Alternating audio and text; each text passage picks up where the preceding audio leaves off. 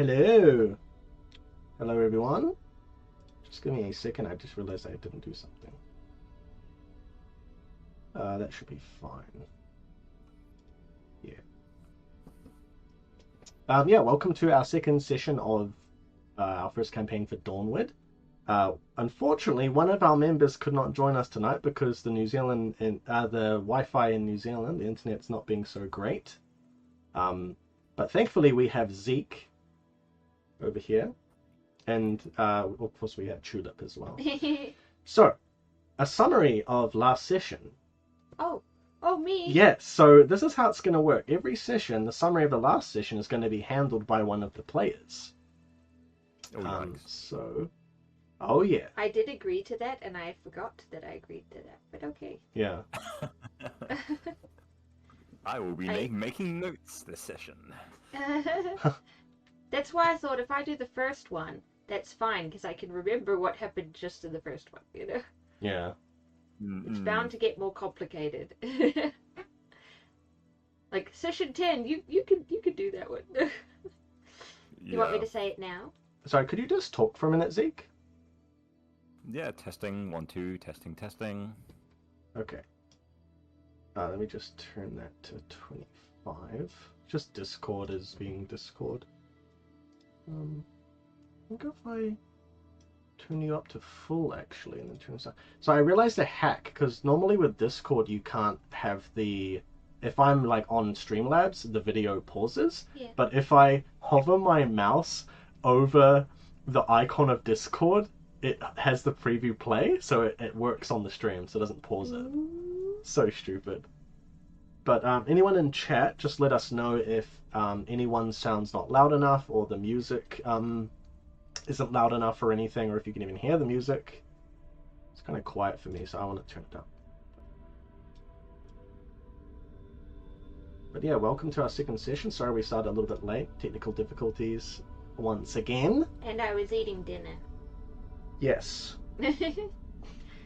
But, shall I do the recap? Yeah, so first you can give a recap of the first session. There will be spoilers, because obviously I'm recapping it. So, essentially, Orsara was called out because there was somebody very, very badly sick, and Orsara is an Aloyan, right? Yeah. So, like, robotic, and it probably can't catch whatever the person has. She went and tried to do a healing spell. It seemed to work, and then suddenly disgusting plant matter exploded from the man, who had also previously said that his wife also had the same stuff. So and then she went away. Then me, Tulip the Florian, was happening by Zeke the Necromancer's hut, and suddenly crows just plummeted from the sky, dead crows, and I ate one, as you do, and then there was screaming coming from the town and stuff, so we made our way over, and then we went to the house of the man who was sick to see his wife, because, like, we know that they must be sick. And then we opened up the barn, and inside was his wife Wilma, completely infested with some plant thing, and we fought her. Zeke almost died. Orsara healed him, right? Mm-hmm. Yep. And I killed her with my axe. And so now because it was like a plant monster thing, we lit the barn on fire in the hopes that it would, like, destroy the infestation. But we took the bodies outside, I think. Yeah, and then you lit it on fire, right? The barn's burning down. Yeah. I mean, fair enough. So, as a reward, you guys are leveling up today. You'll notice at the top there, compared to the first session, it says rank 2. Yeah. You guys have all leveled up, which means you redeem new glyphs in your glyph tree. I have chosen. Which you guys have done off stream. I did it immediately so I wouldn't forget. Yeah. And also, the next thing is increasing your HP, your hit points. So every time you level up, you roll a d6 to increase your HP, but you guys have a little bit of a bonus today. Zeke, you have a +2 because you had best costume. for last session. Yeah. Thank you. And Tulip, you also get to roll with a +2 for doing today's summary. Oh. So next time, if hopefully Osara comes back, she will get to roll with a +2 to increase hers, because she will hopefully do the summary. How will she do the summary if she's not here? Because she'll watch the VOD. Oh, and then I'll homework. know she will have watched the VOD. Ah. Yeah. Ah. How's she Hi, going to do it? Osara. Yeah, how's she going to do it if she hasn't watched the VOD? Type pineapple in the comments if you're up to this point. No. Yeah, You know, yeah, like yeah, they always yeah. say. Yeah, every 30 minutes we'll do... There's like a key word that they have to know. First now it's pen, and then in 30 minutes it'll be... Wait, we can't tell her. Yeah. Okay. Alright, so, first things first, and I'll be rolling 2, and I'll explain why I'm rolling in a moment. But first, Zeke, you can go first. Do you want to roll us your d6 with a +2? Okay, not bad. I got a 3, so that would be a 5. That is a 5. So, if I go do Mr. Zeke, you now have 21 HP.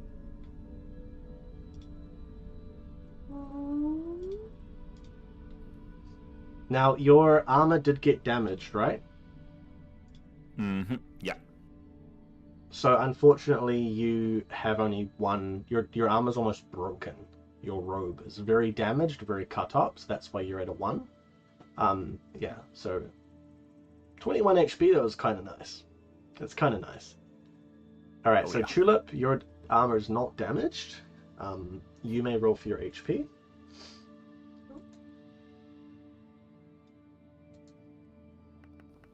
Five. 5, so you gain 7. 7. So that is 23. Mm-hmm.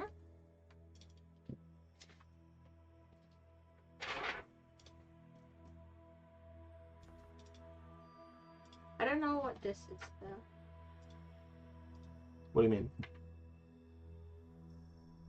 Yeah, 23, 23. Max is your top full HP. That's your Up to current. 23. So Oh, you're yeah, now yeah, 23. So to 30 now. What do you mean?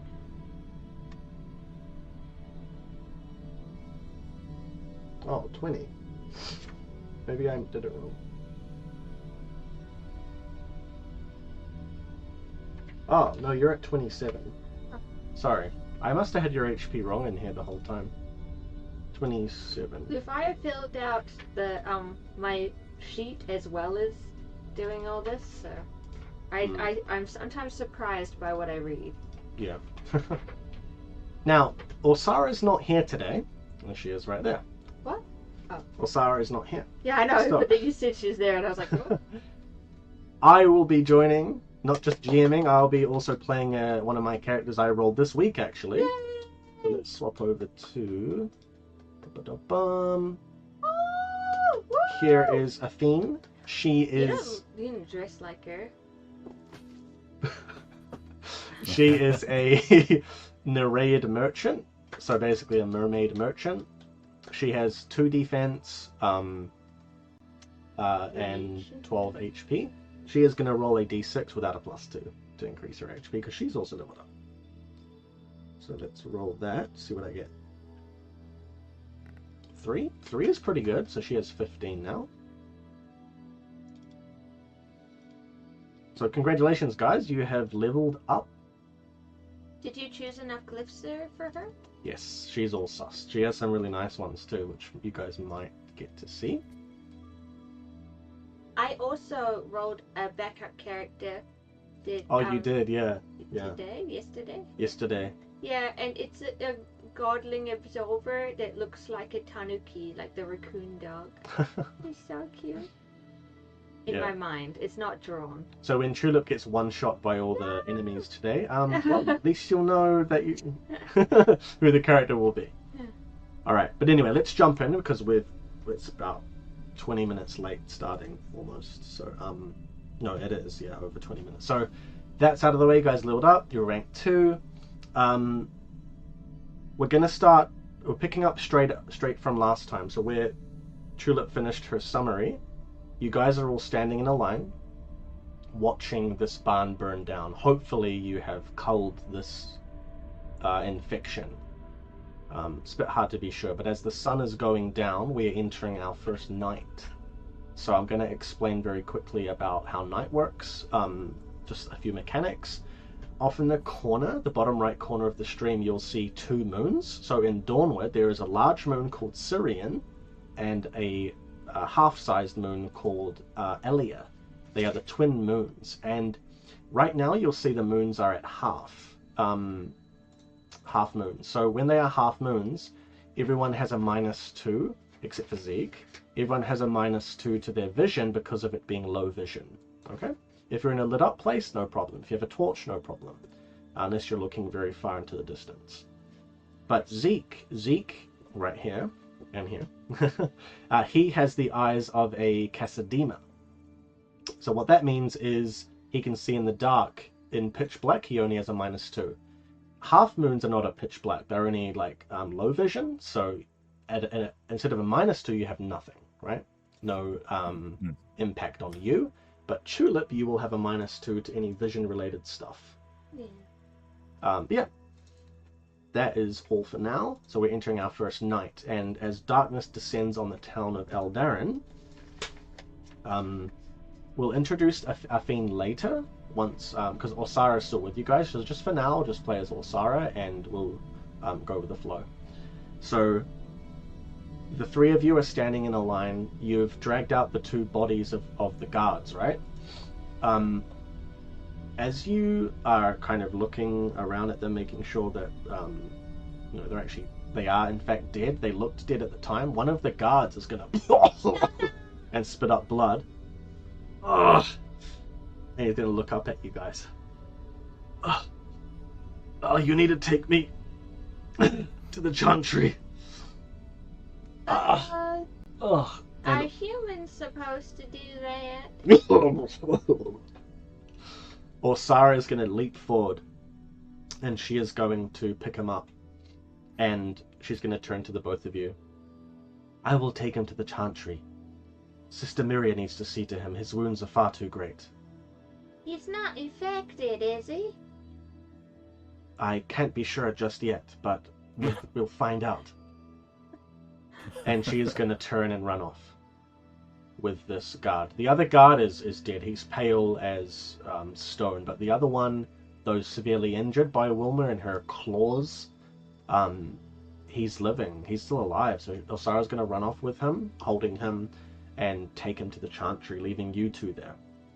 But as you watch Osara run off with this injured guard, you see Lord Lirin coming over to the barn, obviously wanting to know what the heck is going on because he sees a burning building. He knows that you guys did go off to deal with the barn and deal with what was going on, but he doesn't know what's happened to the guards, right? So as he sees as he's in the distance, he sees Orsara with one of the guards. Orsara just mutters something that you don't hear, and he goes, nods, bows. Orsara runs off, and he comes strutting up to the both of you.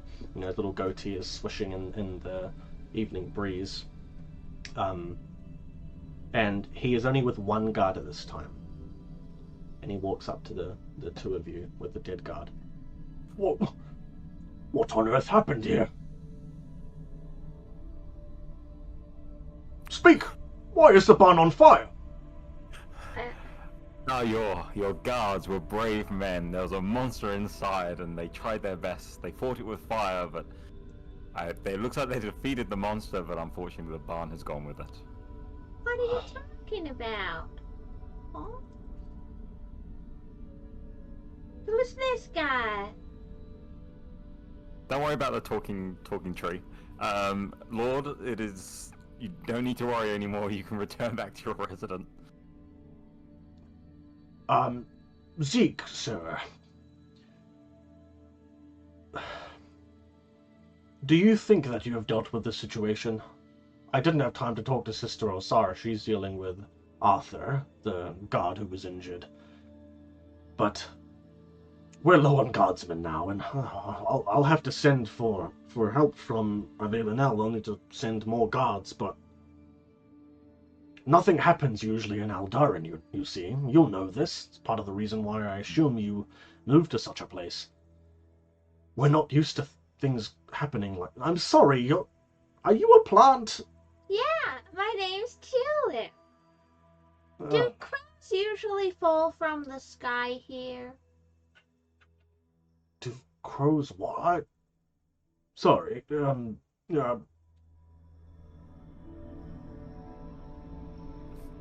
Anywho, this guardsman here,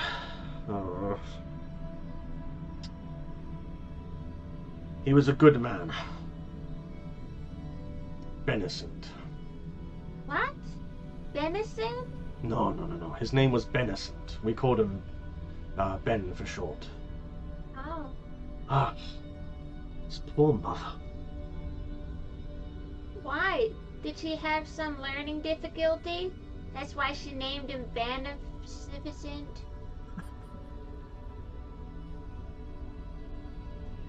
Plant woman, you must be unfamiliar with our ways, but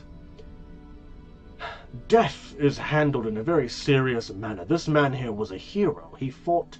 Wait, sorry, what exactly happened in the barn that warranted burning it, and what happened to Will? That is a great question. By the time we arrived, the barn was burning down. We heard shrieks of a monster burning in fire. These were brave guards indeed. We managed to pull them out so that you may bury them. I'm gonna side with the purple guy here. Well, just a moment. We don't know for sure if Arthur is going to live or die. He might survive.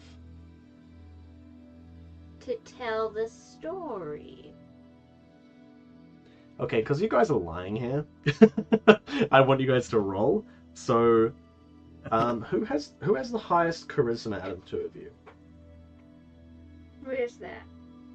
Charisma. I have 2. You have 2. How much do you have, Zeke? Oh no, I have 3. All right. Do you have any influence?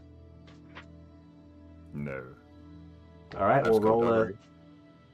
I have 2 influence. I could try to pickpocket him. Believe me! Well, unfortunately, that's not how it works. You can roll an influence check. You can. He has no influence. Yeah, but it's still an influence check. It's just he doesn't have any. Yeah, but I have 2 charisma and 2 influence. Oh, then you can roll. Good to know. You can roll then. So that's 4. So roll a d10 and plus 4. Yeah. But here's the thing. You can have a plus 2 because it's getting dark. So he can't really see your face. So I'm going to give you a plus 2 in the sense that he can't really see your face if you're like, can't really lie well with your face. It's a 10. D10. Yeah, roll a d10. Where'd it go? Oh, it's behind the... Hang on, let me just move the cameras. Oh no. Is that a 1? Is that a 1? There's a 7. It's just a weird looking 7. Roll a d10. What? Another one. Click it. Yeah, it explodes, yeah. You got 7, you got -1.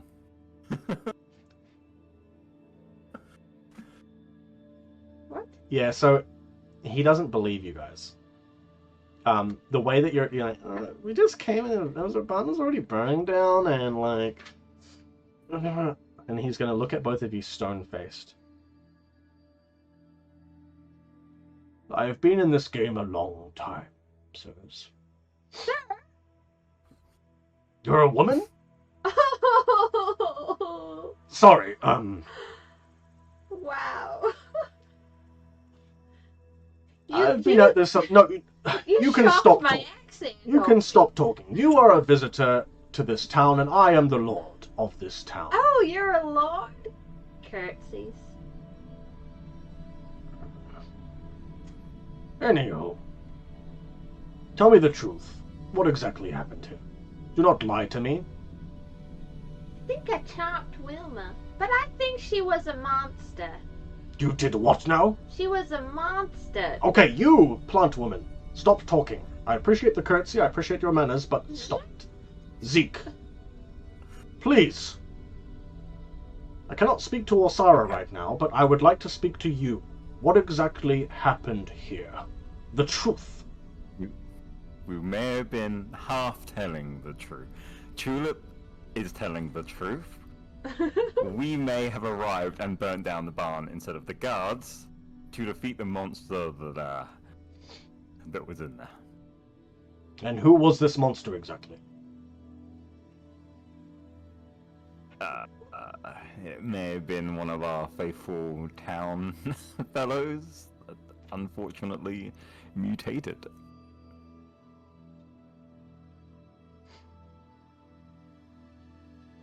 Plant woman.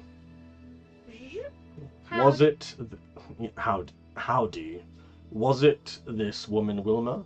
Wife of Jaller? Did you see Jaller? Because Wilma was completely monstrified. What do you mean monstrified? Like... Guardsman, take notes. And his one guardsman with him is going to pull out a little thing.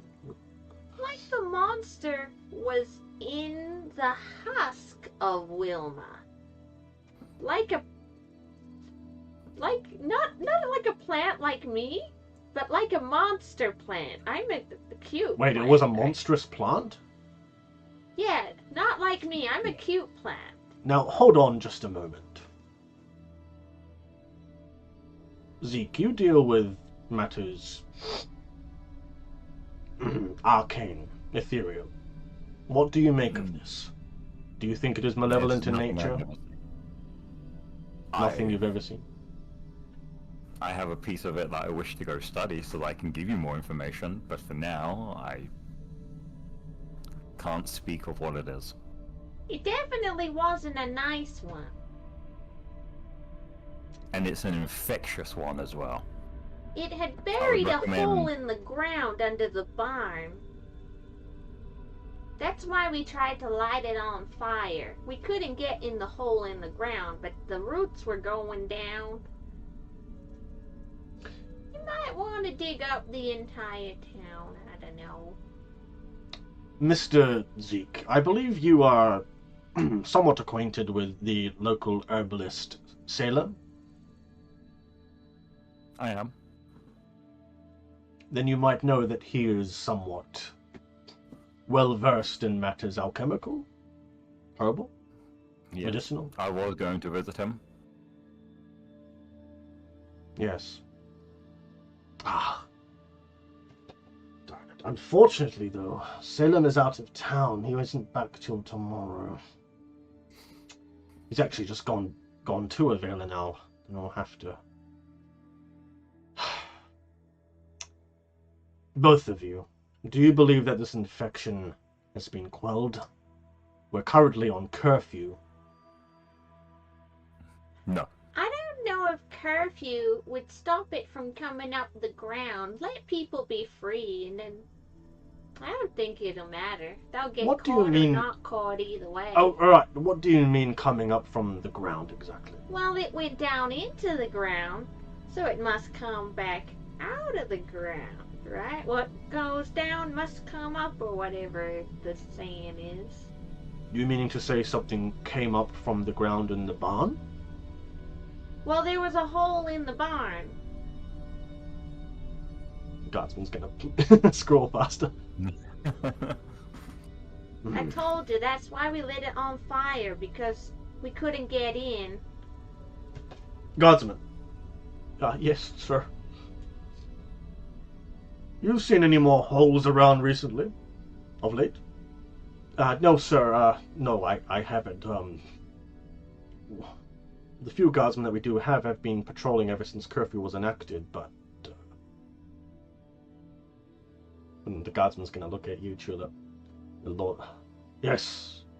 Also, the monster could talk. Because the monster was Wilma, no? That's why or not, because I never met Wilma.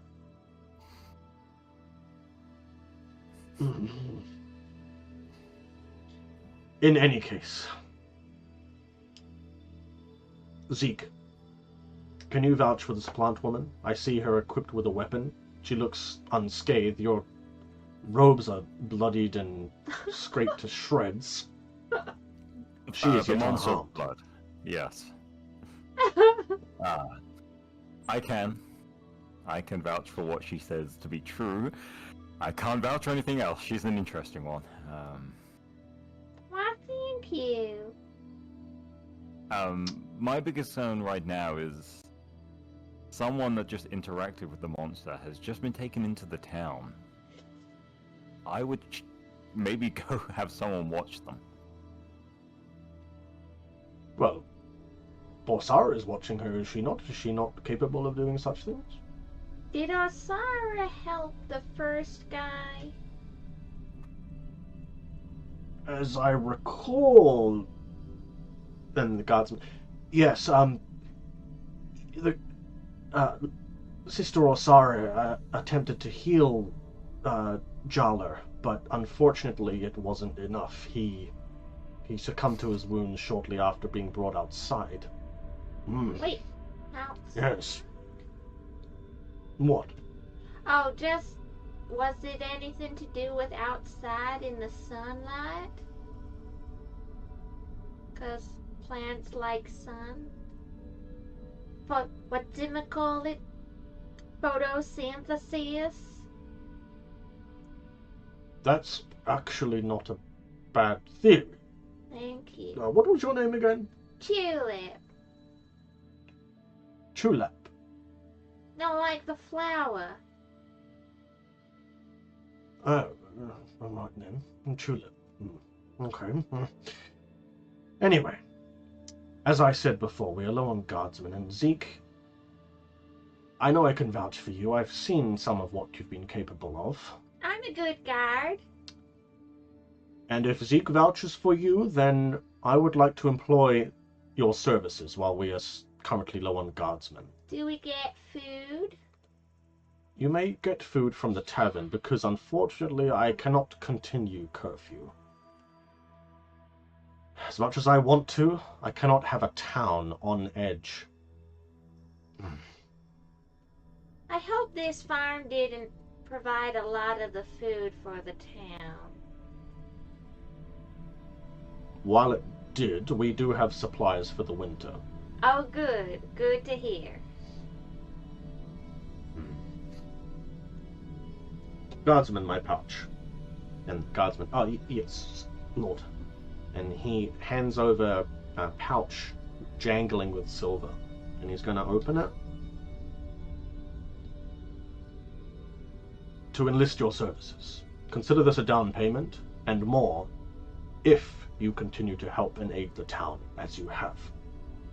Although destruction of property is frowned upon for Aelvan such as I and the townspeople of Eldarin, it is quite possible that you have in fact saved everyone, saved us from a calamity. If no other holes around the town have been observed, as my guardsman tells me, I would prefer that the town operate as usual. If any more circumstances compel us to enact curfew once again, we shall do so. If you notice anything, if you find anything, and if tomorrow, Zeke, you have the chance to see the herbalist Salem, if he has anything that warrants curfew, warrants anything, please tell me. For your services. I shall. 10 silver for both of you. For the time being, I still would recommend quarantining that guard. He may be being looked after, but if he's surrounded by other ill people, we don't want anything spreading. Alright, that is fair. That is very fair. In that case, guardsman, see to Sister Olsara. Inform her that Arthur should be quarantined from any other sick, anyone. If possible, if they have some quarters, quarantine him. Understood, sir. And he's going to bow and dart off towards the chantry, crossing the bridge and heading back over to the other side of town. Well, in that case, I best inform the locals that they should go and turn in for the night. From tomorrow, if there are no other issues, they can go back to normal. We will quarantine Arthur at your behest, Zeke. Is there anything else you could tell me? About the monster? About anything. Well, my name is Tulip, but I don't have any tulips on me.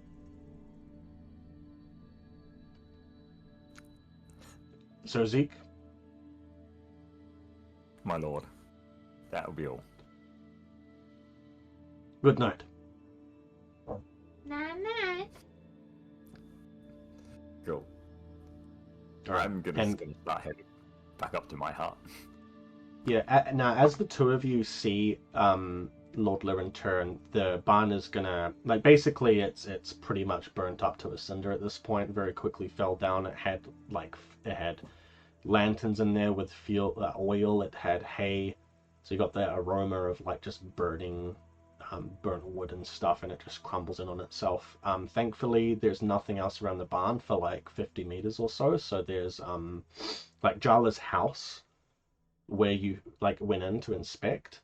That is not burnt down, just the barn has burnt down. But you can see that there is another guard outside Jala's place standing watch.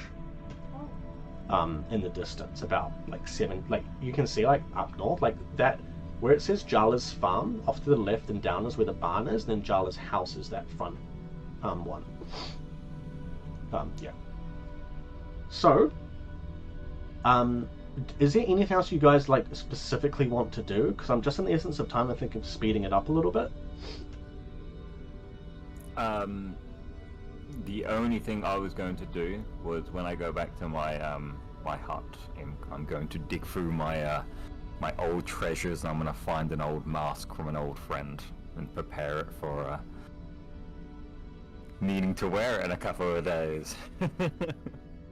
I'm just making a note of it now, just in case something comes up. All right. Okay. Cool. How about you? Because you were hungry, right? I did eat the crow. Oh, you did eat a crow? But That's not enough. yeah. Oh my goodness. All right. Well, in that case, we will start the next day. So, is anyone in chat right now? No. Is anyone lurking? Is anyone wanting to join in and roll something? Just check first before we... Whilst we do that, I'm gonna go toilet. Yep.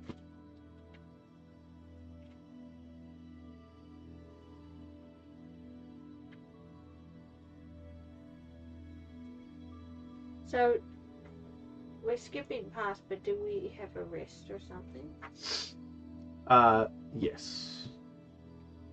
Just give me a moment.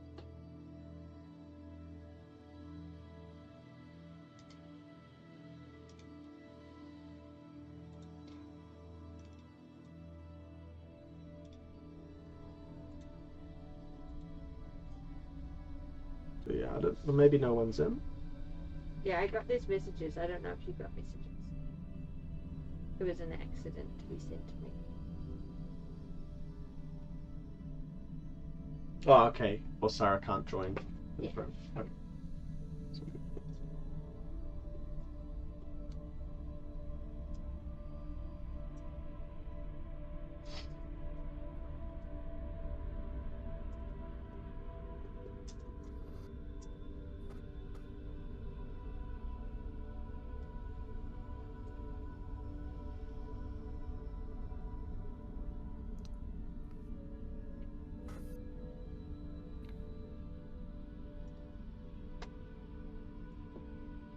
Alright, so we are now going to the 21st of Nocturnus, which is the day of Ithunin. Goddess of It's Love. Doonin. Sounds like a funny accent. It's Doonin. It's Doonin. Alright, well, no one's in chat, so we're gonna go with, what's your Dharma at? It's 60. What? 60 black. Zeke, yours is 60 white, isn't it? Right, just because it's I only... don't know if it changed. It didn't. Yeah, it didn't change. It was 60. Yeah. So we're gonna err on the side of white just because it's only the first time we've done it. So Zeke, since you have the most white, you can roll a d10 for today's effect, Dharmic effect. That'll be a 1. Oh, you guys are lucky. All right. So first, I'm just gonna explain it briefly. So the way it works is when you All monsters died. Shush. When you are leveling up your character, you get good or bad like energy, like cosmic energy. White is orderly, it's good energy. Black is chaotic and evil energy. So some necromancers actually try to be as evil as possible to get more and more power and accrue it. But the more they do that, the more they corrupt themselves and become monsters. So if players were to get 100 black Dharma, they would become a monster and they're no longer played by the players. So it's a very thin line to tread. Most will try to keep a healthy balance, like actual people in the world and stuff. But basically, if you have a majority black, I roll a black effect for the session. A dark effect, chaotic effect. If you have a majority white, which we're going to go with today, I roll a good thing. So Zeke has rolled a 1. And a 1 is going to illuminate the night. The twin moons are illuminated. No matter what, there is no penalty. So it doesn't matter if it's a new moon, a full moon, or whatever. You guys are sweet. I thought Zeke was already fine. He was already fine. But even if the moons were a new moon, where it's like pitch black, there's going to be no... The moons are illuminating this next night. So, let's start the next day. Charlie's farm is falling down. Wow. Falling down.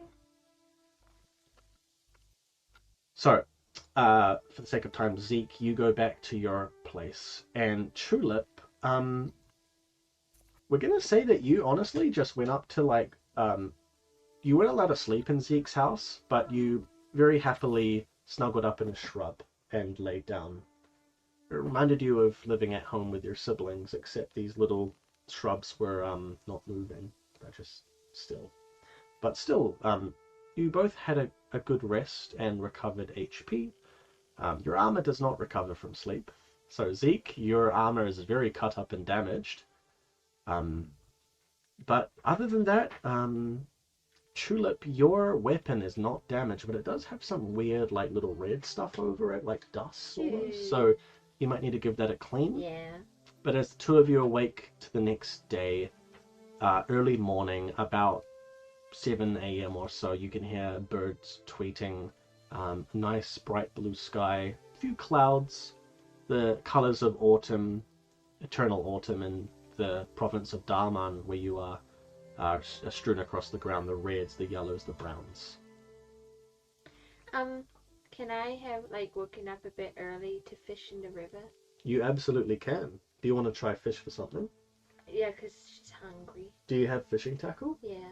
Okay. Zeke, I'll say that when you wake up, the first thing you see, because you have quite like this one big window looking out over the river and the mountains and stuff, like you can see Mount Avalanel off to the east. You just see Tulip like throw out her fishing line. We'll see if it goes badly, but how about you roll a survival check? So that's a D10? Yeah, and survival is 4.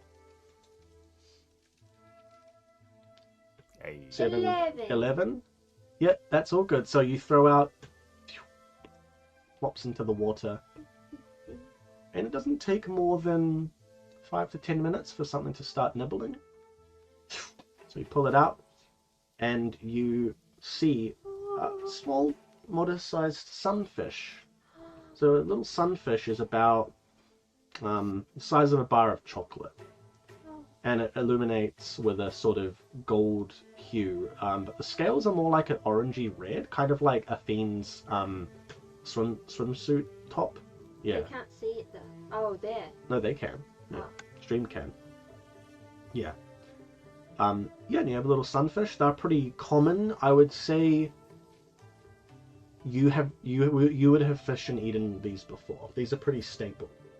Especially in Romania, they're used in a lot of fish dishes. So, although in Daman they probably just like smoke it or something, grill it.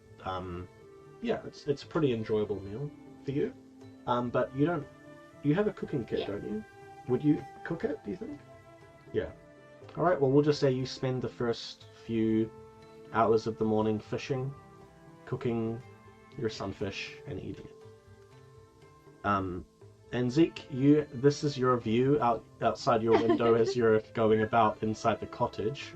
Would you like to be doing anything? It'll just be going through random books that I've collected over the years to see if there's any type of information about what's occurred. So it just makes me laugh because it's like Tulip just not thinking about the whole thing that happened at all, like completely blank-minded eating and fishing, and then you're like so seriously looking. Yeah, so Zeke, let's get you to roll a knowledge check. That is Something a little different for me. So it's going to be a 13. Ooh. Okay. Okay, with a 13, I'm gonna say that as you're going through your books, you don't find anything specific, like infected thing, and no, what happens is you live for a very long time. It's very difficult to remember so much, but sometimes when you're reading things, something will click with you, and it'll trigger this really old memory or something you've seen before or experienced, right? And as you're reading something about swamp monsters, you don't see any specific information, but it makes you recall something about something that infected people and especially dead bodies. Yeah, it was definitely shroomy in nature. But that's all you remember. Shroomy, like mushroomy. Ted Mushy's the final villain of the campaign. I was thinking that. Dun, dun, dun. Yeah. But that's all you remember. Now, I actually do need to go to the bathroom, sorry, because I was so busy getting stream ready. But the two of you, Zeke, will say that you come out to see Tulip and greet her for the morning. Maybe ask her some questions or something. I'm just going to go to the bathroom and I'll be back. Woohoo! Oh, Tulip, it's a nice day for fishing, ain't it? Do you want one? I caught so many. I won't say no. I'll come up and I'll sit next to you. I eat these ones all the time. And if you don't mind me asking, where do you eat these? By the place that I catch them. Why would I take them any farther? More so, where are you from? I'm from, like, under the ground. But, like, well, I couldn't see any signs. Like, there's no signs. It's under the ground, a giant place where we live. There's not a lot of sun there, so there's not a lot of sunfish. So I really like the sunfish here. They taste a little flamey, you know? And I like eating shiny, glowy things. Where are you from? How long have you been up here for? Not very long. I joined the Sun Cult, and they were so nice to me. Every time I cut someone up with the axe, I got to choose the best pieces. They're really, really kind. But then I thought, you know what? I want to be on my own for a while. And they were not happy about that. I think they might be a little clingy. Most cults And are. I'm a plant. I know clingy, you know? Oh. Where are you from? I don't see Oh. many purple people around here. I'm not purple. I just have a deficiency in vitamin D. Oh. I'm an elven. I'm nothing else. Oh. Completely normal Aelvet. I see. Exactly. You gotta photosynthesize. Then your skin will clear right up. You'll have to give me some tips. Clearly, you're doing well with it. Thank you. We're eating fish together. Cute. Do I know his name? I don't know. Do you? I don't know. I don't remember. Do I know? Well, if you don't I've remember, heard- then you've forgotten his name. I've heard other people say it. Yeah. You I'm heard just- Lord Liren say it a lot last night. Yeah, okay. Just making sure. Right, we'll say by the time you guys have got to know each other a little bit more, you've shared a meal by the riverside. Yeah. It's now getting on a little bit. It's getting close to like 8 or 9 a.m., where most people are well and up in a town like Eldarin, where you make the most of the early morning. You can even hear slightly Zeke. The town is much more alive now. People are going out. It's the same sound as like any normal day, so you can easily tell just from listening that people are out and about. Nothing different is going on. I'm gonna go see Osara. Do you maybe want to come? Yeah, that'd be fun, but maybe you should change your outfit or something. Well, what's wrong with my outfit? It's kind of torn up, and I'm from underground, but I don't know. Do you Fair have point. a tailor? There's one in the town which I shall visit. Okay, yeah, let's go. I'll just stand a little bit away. Yeah, I'm just gonna pop back to my hut, get changed into something else, and then catch up with Tulip, head into town. Do you own anything else? Yeah. What you got? Oh my god. I got a backpack. You just have to be nutty No, while I- they fix it. No, I will say that like, you have thick robes, don't you? Yeah, so we'll say that, like in your image that just passed on stream, but you'll probably see it. Like you have like 3 layers, and I'll say that only the 2 layers were really like messed up, but those are the layers that really gave you a lot of protection. Like maybe there's some weaved in like little bits of like I don't know, like some metal or something to give you a little bit of armor. Those have been completely damaged to the point where they're almost destroyed. You could get those repaired.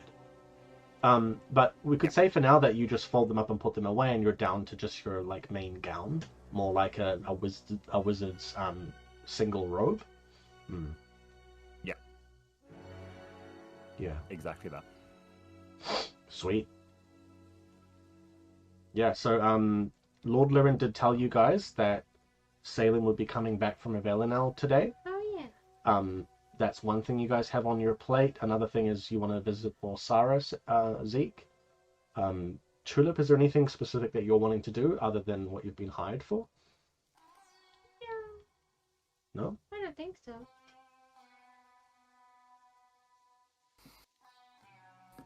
I can't think of anything. Okay. Sweetness. So just looking at the path here, I guess the plan will be go into town, maybe drop off the robe to get repaired, then go to Salem. How do you pronounce it? Salem. Salem. Like Pop the into cat from Salem, see if he's Sabrina. arrived yet. If Yeah. not, then head over to the Chantry. Okay. Right. Well, On the road again. let's say the 2 of you start walking down. Mhm. As you come across the bridge and into town, you can see off your right shoulder down to Jarla's farm.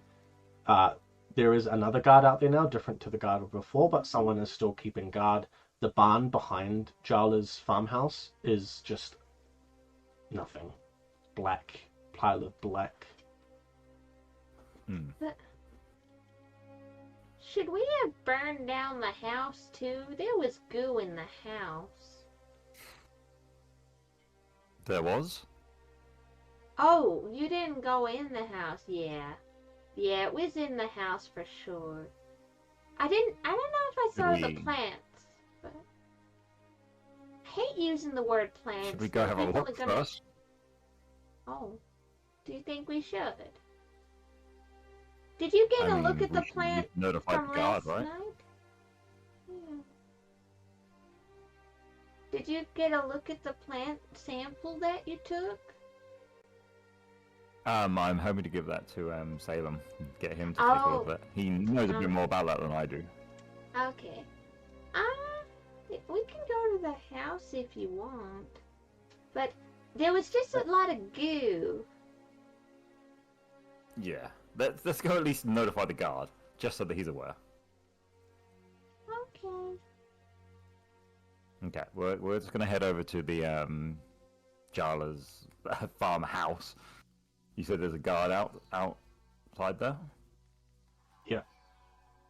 Yeah. So as you come up to the guard, you can see he's another Elvan. He is a snow Elvan. So he stands quite tall, but he's quite slender, and he looks kind of like Yuzik, like has that slender face, but he doesn't have the telltale giveaway of what you are. Twirls moustache. But Zeke, you would have seen this guard around sometimes, but Tulip, you wouldn't have seen him yet. So he's a guard who hasn't been dealing with much going on. He's probably woken up for his morning shift, or was only just recently informed of what's going on, but he's standing outside guarding it in his iron sort of, well, iron or steel army, not really quite sure which, but he's got like a helmet on and a spear, shield on his arm like Captain America on here, and he's standing guard. Kill him and take the armor. Who goes there? Ah, you from the cottage, and yes, you. I was informed that the two of you have been hired by Lord Lirin. Is that correct? Yeah. Correct, and yes, for our investigation to help the Lord, we just need to quickly check the house to make sure there's no more infection. Well, I'm sorry, sir, but we can't permit anyone to go inside. Well, you better not go inside. It was full of monster goo. Well, we know about that. We already burned it. No, that was in the barn. No, I mean we burnt it inside the house. You burnt the house? Yeah, just where there was some stuff, you know. You have a flamethrower? A what? A flame thrower? Yeah, like a sorcerer that throws a flame. No, we don't really have any sorcerers down here. That would be up north in Romania. So how did you burn the goo? We just sort of lit it on fire and it burst into flames, and then we stamped it out when there was nothing left. Wow. I hope you got no goo on your feet. No, I don't think anyone got anything on them. Oh, good. Now, as long as you're sure it's your lives. Look, do you mind me asking, especially you, sir, from the cottage, is it normal to be this plant woman situation? Is it normal for all you people to have the sniffles? Well, it's flu season. Oh. You humans get sick so easily. We're not humans, and you can see him actually get like a little bit tense. How are you not a human? It's gonna point at as pointed is. Aelvan, like your friend here. Oh. Sorry, I didn't mean to be discriminatory. Do you even know what an Aelvan is? Him. Like him. No, but do you know what cousins? Yes. Yes. Your cousins. Right? Yes, we're cousins, yes. Oh. See, I know a lot about things. Well, anywho, if you're all good, then I'm all good. Good day I'm to the two sorry. of you. We will be on our way now. Toodaloo. And then we'll get now. Kylara says, is the place for amazing plant accents from the south? This is my impression of you guys. I'm from Michigan. Okay, so yeah, so as you guys say farewell to the guard, you head across the bridge away from Jarler's farm. Oh yeah, by the way, Zeke, we have Frieden emotes from Era's channel. Frieden Oh, reading yeah. and Frieden sleeping.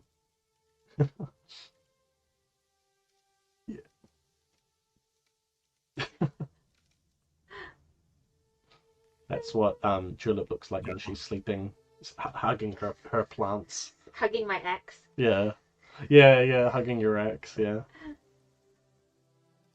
Right, just a moment.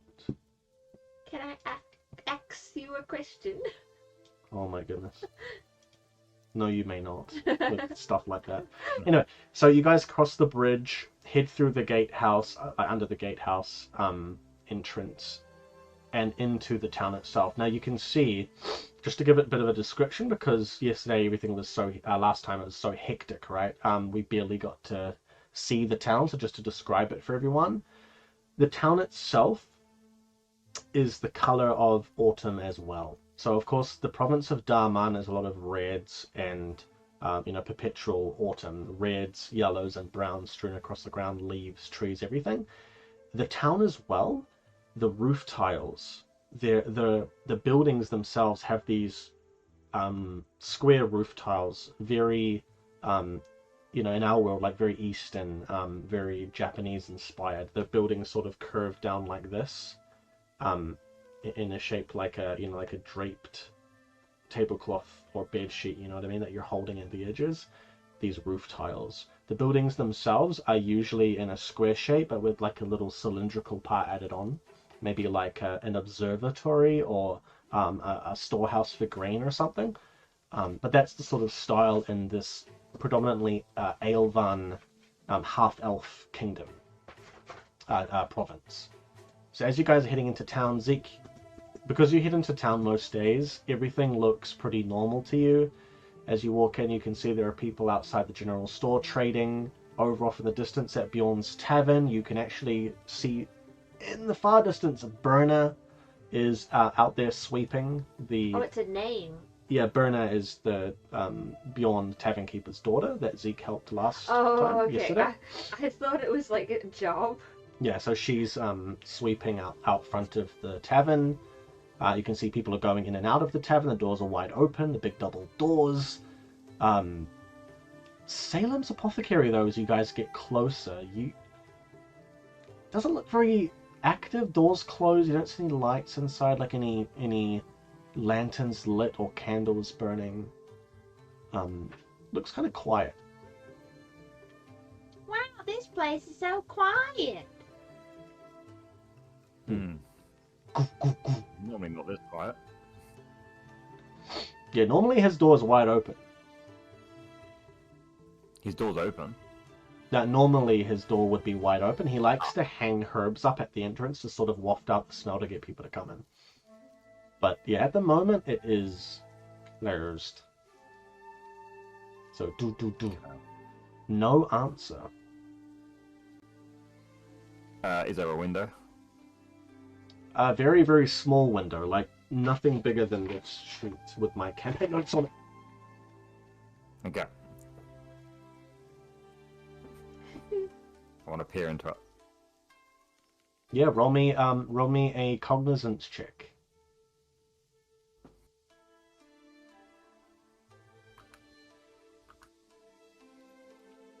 That was a...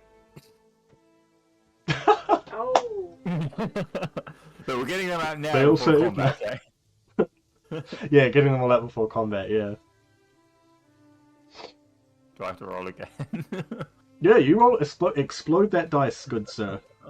Why does it say explode? Oh, that's a paper window. That's -3. -3? Yeah, I'm gonna say that My as head you just go goes up through the window. to look in the window, you actually smash your head on the window, and I'm gonna take off 1 HP. Oh no! Minus 1 HP. What he?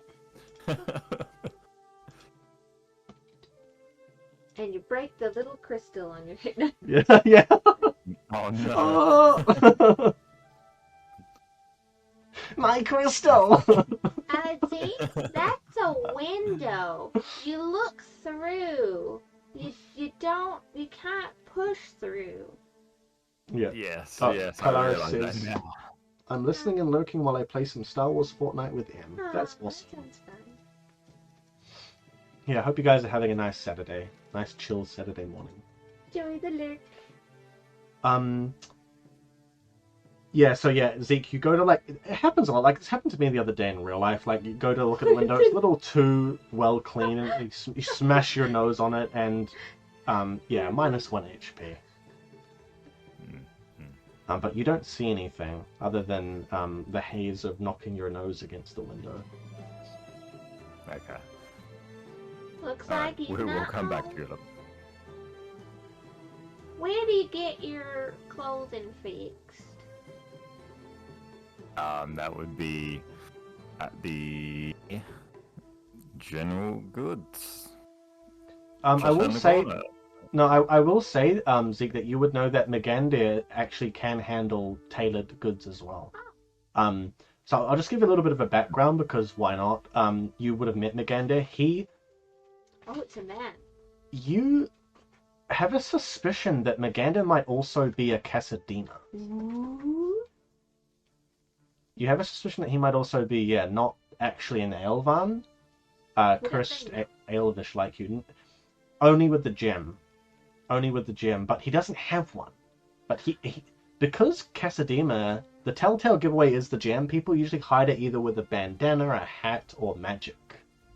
So the reason why you're suspicious of him is because he looks a lot, he acts a certain way. He has this look about him. He's this very ethereal, tall, I'll actually get his proper description out so I can explain it. Just give me a minute. He's a new NPC. Is he not just gay and he's just super flamboyant and there's something wrong with this guy. No. So he stands at about 7 feet tall. He's a pale-skinned Elvan, but he doesn't quite look like a snow Elvan. He looks more like you, this purplish tint to it. But the weird part is that he has golden eyes. Yeah, and so he has like a bit of a silver gold raiment underneath his black apron he wears, but that's about it. Yeah. So we'll say, as you guys, since you know that about him, that he can handle armor as well as raiments, we'll say that you guys head just a couple houses over to Megandir's smithy. And now I want to get you, Tulip.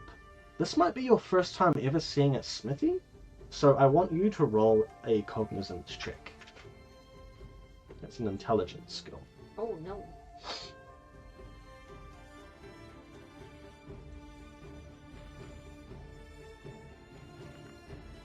Six. So a 10. Oh, 10 is fine. Yeah, so what you see is you see a house that is much longer than the others. It's got the normal sort of, draped look, long, but then where that little circular, rounded room or observatory or something is, it's completely hollowed out and it's just the top, and you see a smithy for the first time. So you see armor put out on tables in like a U shape, gleaming with the morning sun shining off them, beautiful ornate weapons, gold, silver, everything else. You see Megandir there, 7 feet tall. Ting, ting, sparks flying. And it's kind of exciting. Does he have pointy ears? He does have pointy ears, yeah. But he's not the only person you see. You also see a young woman off to the right of him, sitting in a chair, taking notes. And it looks an awful lot like this woman right here off to the left in the picture.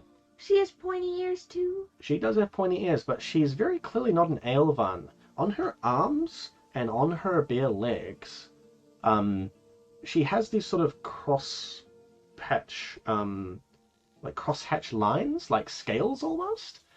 And she also has on her eyebrow ridge and around her ears and on her arms these sort of gold-colored coral spikes. And this is Athene, the character that I will be playing today. So she's sitting there taking notes. But the two of them don't see you as you approach. Look, Zeke, it's another cousin. And another cousin. Yeah, like the guard. He's your cousin too. Just because we look the same, we're not related. You know that, right? Well, I think the Florins are pretty much related. Are we still are we at the door? No, you guys are just standing like 10 meters away, so you got the whole place in view, and you can see them off in the left corner.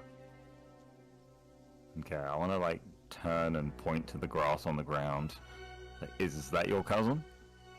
Yeah.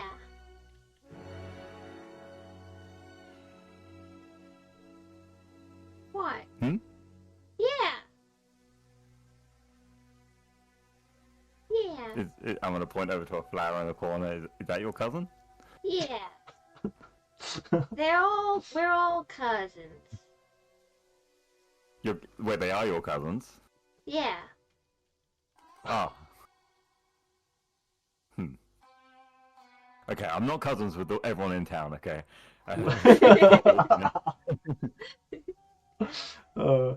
I thought you should have done like a New Zealand accent. Yeah, he's on my cuz, bro. Yeah, this is my cuz right here. Yeah, this leaf. Yeah, he's on my cuz, bro. But this one is, yeah, he is. Yeah, my name's Tulip. As you can see, I'm made of plants. Anyway, yeah, as you guys approach, you can see Magander doesn't notice you, but this woman's sitting there because she's off to the side. You guys see Magander's back, very muscular, 7-foot tall man, hunched over, and ting ting sparks flying. But the woman sitting there, Athene, you can see her adjust her glasses and then look off towards you. And first she looks you up and down like, oh, you're like same height as Magander. A little unnatural for an Elvan to be that tall, so she notices that first about you. And then she looks at you and she goes, you Tulip, and her face is like, what the heck? And she's gonna put down her notebook, stand up and sort of skip on over to you guys. Good morning. Hi.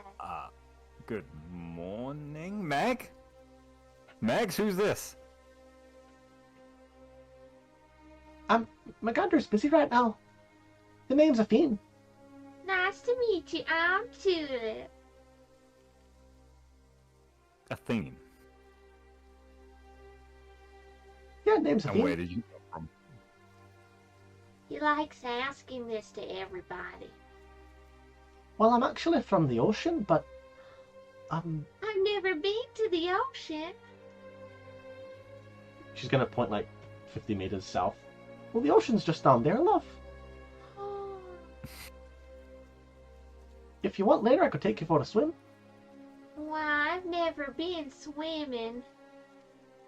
You've never been swimming? Do you think I could do it? Yeah, you look pretty buoyant. I'm sure it would be fine. I can teach you if you like. Oh. But anywho, I'm getting ahead of myself. The name's Athene. I'm apprenticing here for the week with Magander. I'm a little busy right now, but what's the problem? It's not to do with what happened last night, is it? Only a little bit. No. This is the problem, and I'm gonna hand her my robe. She's gonna take it. Well, I'm not really sure if I can handle that situation. Are you And this lady lives okay? with fish. You can see tears are coming down her eyes. Just stings the eyes a little, that's all. What's wrong? When did you last wash this, perchance, I may ask? There's no need to wash clothes. What do you mean? You don't wash your clothes? Well, they're gonna get damaged and I need to get them fixed, right? Mag always gives them a nice little bit of a shine up when he hands them back. I think you should just... I'm sorry, Maganda, you gotta come deal with this. This wasn't on the contract. And she pushes that deck into you, and she's gonna go and sit down. And Magandir puts down his hammer, and then he rises up to full height. And he turns over to you. Good morning, Zeke. How are you doing? Good morning, Meg. I've had better nights, that's for sure. I assume you're aware of what's happening. I heard about what happened. Sad stuff. Jollo was a nice man, and his wife. Anywho. Sorry. Wait a minute. Who's this lovely woman you've got with you? This is a fiend. And I actually don't really know much about it. Oh! I told you my last story! When you get to this age, things start to sort of blur together. Everyone seems to... Are you a plant? Thanks for noticing. Nereid and a florin. That's the first time you've heard someone use the word florin before. I know. Yeah. Well, nice to meet you. Might I ask what your name is? My name? Yeah, My name's Tulip. Chula. Yeah. Magandir. He's gonna put out a hand. I will shake the hand. Might I ask, perchance, if you're from the burrows? Yeah. How'd you know? Heard stories. Me too. Told stories too. Been on the surface for a long time? Not particularly long. I met a lot of nice sunny people up here. Sunny people? Yeah. They took me in, but they were not happy when I wanted to go off on my own. But I gotta leave the nest sometime. I hear that. Now, Fiend, you'd understand such a thing, wouldn't you? Well, I mean, I kind of do. I can understand wanting to go off and explore rather than just stay where you're from. Is that what you did? Tulip, was it? Yeah, I'm a bit of a wanderer. I like helping out where I can, which is often killing monsters. If you have the skill, you have the skill. Well, I can at least relate up to the point where you're saying you're killing monsters. Oh, you don't do that? No, not really. Where I'm from, under the sea. There are no monsters? No, there are monsters, but we usually befriend them. What? Tame them. Wow. I want to be part of your world. Well, first we'll need to teach you to swim, won't we? Exactly. And hold my breath. How long do you think I need to hold my breath for? Oh, probably about a week. I'll start trying. Anyway, Zeke, what exactly can I help you with? It's damaged again. Ugh.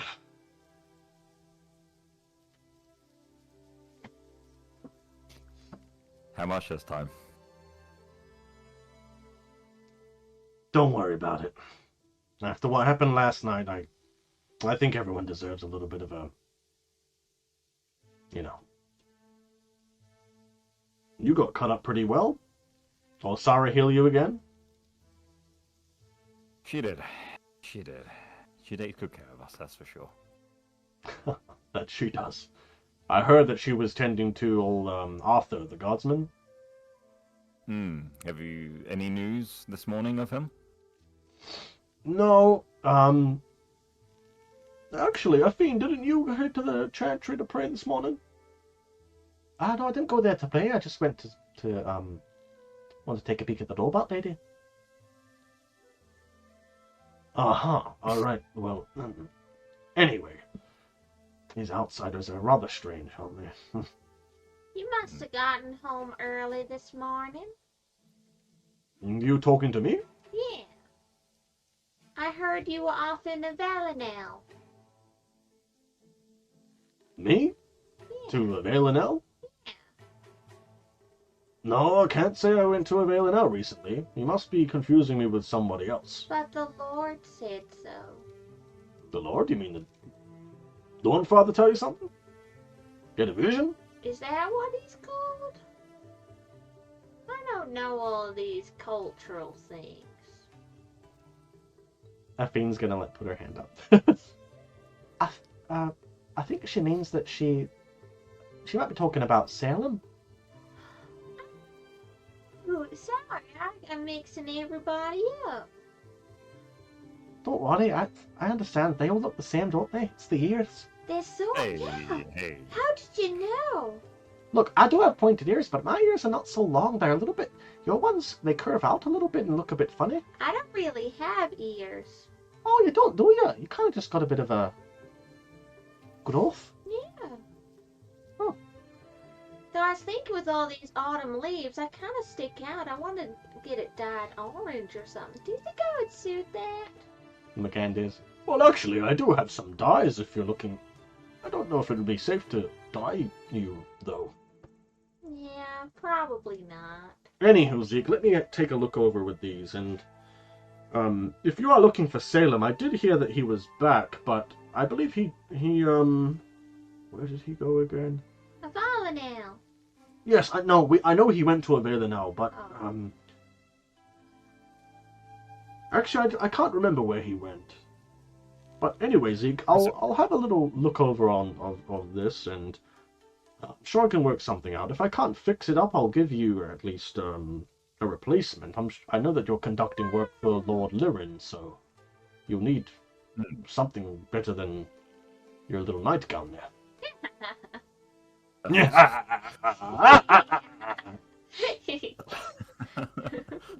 I appreciate it, Max. I'll No be back problem. later on. All right, you take care. I'm gonna Actually- nod at him. Just a moment, Zeke, before you go. Would you mind taking Affine with you for the day? And Affine's eyes are going to light up. And she's going to look between the both of you. She is... Trying to get her out your hair, right? Look, I've got some things to do, some projects for... Well, I'm working on something. Say no more. She's very curious about the surface world, just as your plant friend here is, so... Rather than having to repeat the information potentially twice if you come across Affine again, I thought... You know. I held my breath for about 2 minutes. I'm just a little dizzy, though. You're not supposed to hold your breath right now, it's when you go under the water. Oh, that's how it works. Okay. They'll keep each other busy. I'm gonna go ahead and Max and then head out. We're going. So as you guys Really leave, nice. yeah, Affine and Tulip are going to link arms and they're walking like behind you as you're leading. So how long is that click can you stay... Oh, well, no, like, how long is that click can you stay underwater? Because I know you're made of, you're like a plant, so do you think you'd get too, like, too absorbent? I don't know. It's never tried it before. Oh, anyway, they're going to continue talking as you walk off. As you guys head back up to the main town centre, though, you can actually see Salem! He is there unlocking the door to his place. Salem! Salem! Alright, so as you approach, just give you guys a bit of a look-see. But I don't really have much space to have all this stuff on the table, so just bear with me. Alright. Alright, so Salem It's a cat. is a man. No, Salem is actually a human. So he's not an Elvan. He's a short, very chubby, middle-aged erosion. So he has sort of bronze skin, like a desert Elvan would, but he's a human. He has a very dark, thick, curly black beard, and he's got gold rings, like gold pieces of jewelry intertwined, and almost like he's got food stuck in it. Very, sort of like a pipid throughout his beard. Pipid throughout his pipid-coloured beard. And he has very shiny emerald eyes. Yeah, but he's from the west. He's from Erosia. Tulip, I will say that this man resembles someone you were once very fond of. What? One of the first surface dwellers that you ever met. His name was Nazir, and he was also from Erosia. He was in your marauder band, and he looks exactly the same. Sun Cult. Yeah, from the Sun Cult. He looks exactly like Nazir, except short, fat, and with a big beard. But yeah, he just looks like a little bit familiar to you, because people sort of look the same to you. Like the surface races. He's got the dark skin, the green eyes, So he just looks a little bit familiar to you. Nazir! I give him a hug. Nice to see you again. I'm sorry, but I don't really know you. We hung out for ages. Oh, Zeke! Zeke, good morning. How are you doing? Hello.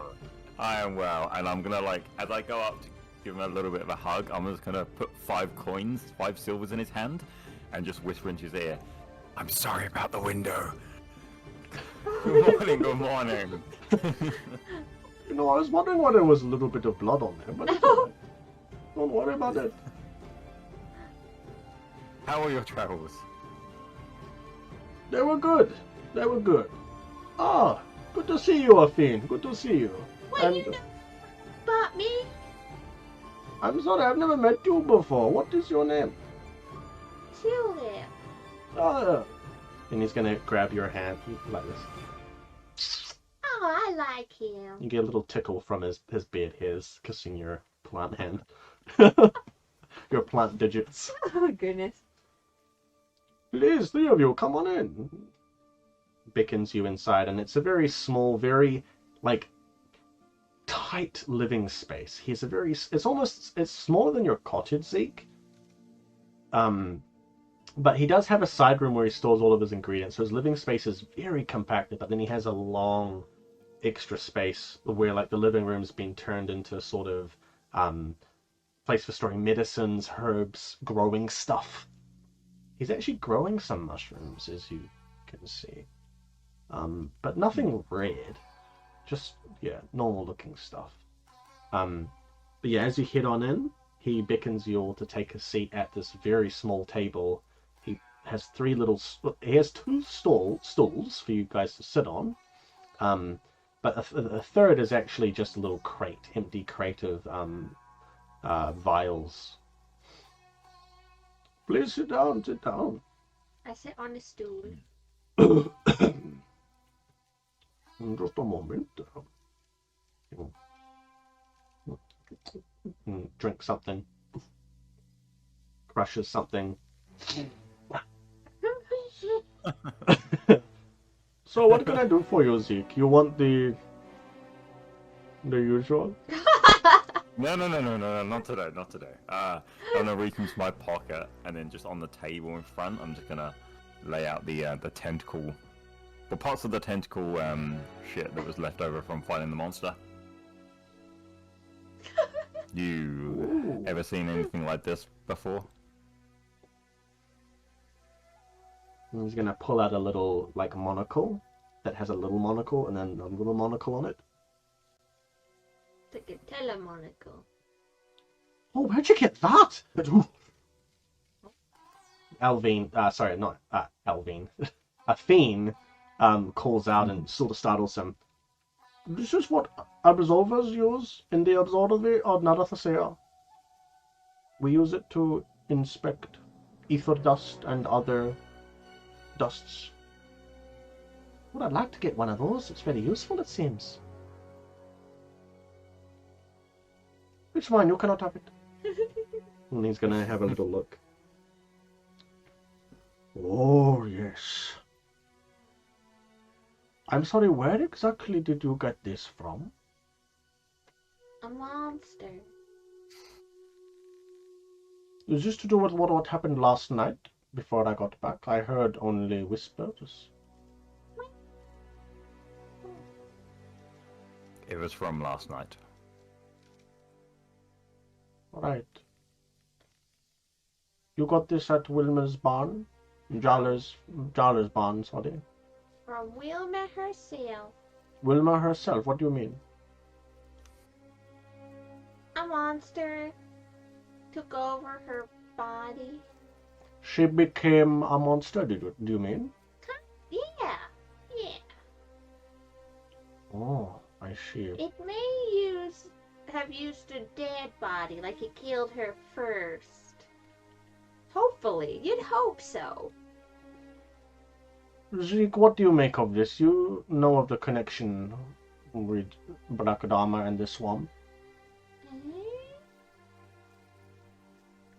Nothing definitive, but I would have my hunches it came from the swamp.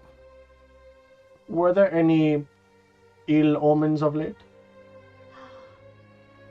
There was. Such as? Crows falling from the sky. And Afine's gonna like look. What? Crows falling from the sky? Crows. Delicious crows? What? What on earth? What are you talking about? You're saying crows fell from the sky? Lots of them. They Well, I went don't. ba-doo, on the ground. Look, I've only been on the surface for the past year or so, but I can't say I've seen anything like that. That's not normal, right? I don't think so. No, that is most certainly not normal, as Zeke will know. That is an ill omen. Very ill indeed. Far outside of Hopefully you my know expertise. something about this. I'm sorry, say again? And hopefully you know something about this to help us. I do, in fact. I do. Do you know of the Kavakna? Potentially. Well, anyway, the Kavakna is a monster. It is a Grimvalin. And as soon as you hear Kavakna and Grimvalin, Zeke, you immediately brought back to that page you saw this morning. It makes you remember something about this monster you heard that takes over dead bodies. And it's specifically found in swamps. It's this sort of mushroom in nature. It is definitely like a sort of shroom. It's almost like a shroom and a dead spirit that is combined together somehow and inhabits a dead body. That's all you remember. Like an Oyukai. No, not like an Oyukai. Like an Aloyan. No. You could say that in character, but I guess too late. But this would be kind of funny. Yes, the Kavakna. Though this isn't quite fitting of a Kavakna, but it is similar.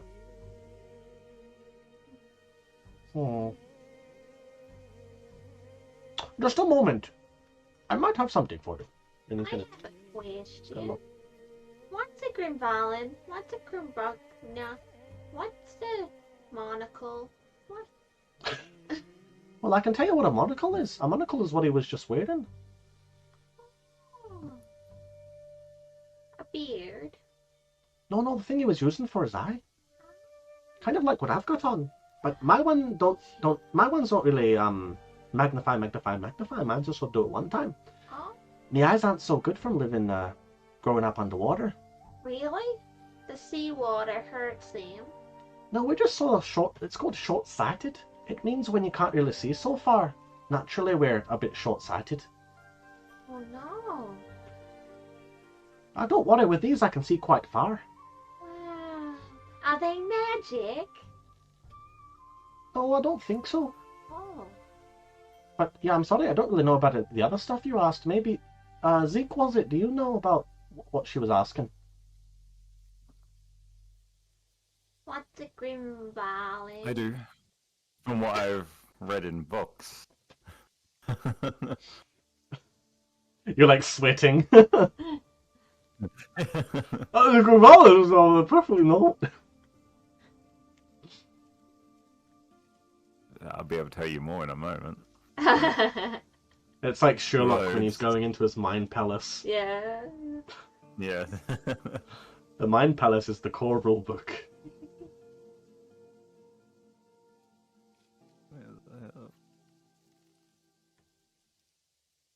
How many pages are in this book? Ah, Gwynverlin, yes. It's coming to me now. They're necrotic monsters and spirits that typically possess the dead. Well, that sounds scary. Well, thank Yes, goodness nasty Arthur things. didn't die.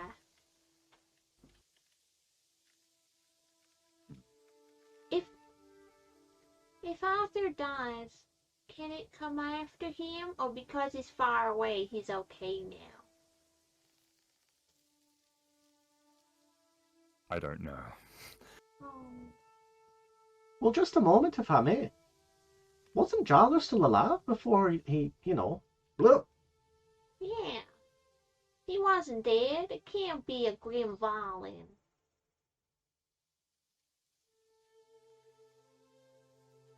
As you guys are talking, Salem is gonna waddle back over. I found it! Here, and he puts it on the table, and it's 4 little vials of like this pinkish liquid. It looks like it's red and then diluted down. I have this for you to drink. But it looks like the bad thingy. I know it looks like the bad thingy, but trust me. And he's gonna take a pinch of the stuff that you guys gave him and put it into it and mix it. This is a tea. A nice herbal tea. Huh. Just give me a moment to heat it up. And he's gonna light something, some weird alchemical stuff, alchemical instrument. He's gonna tip them into little cups and rest them on this little thing that starts heating them, little oven top. It'll just take a few minutes. This is my brew. It uses Kavakna mycelium as well as the mycelium that you gave me and some other remedies. Now what this would do is it should stave off any airborne effects of a spore, a mycelium, especially Kavakna in nature. But if we're not dealing with something that's undead, then perhaps if the spores are alive and they are sentient in some way.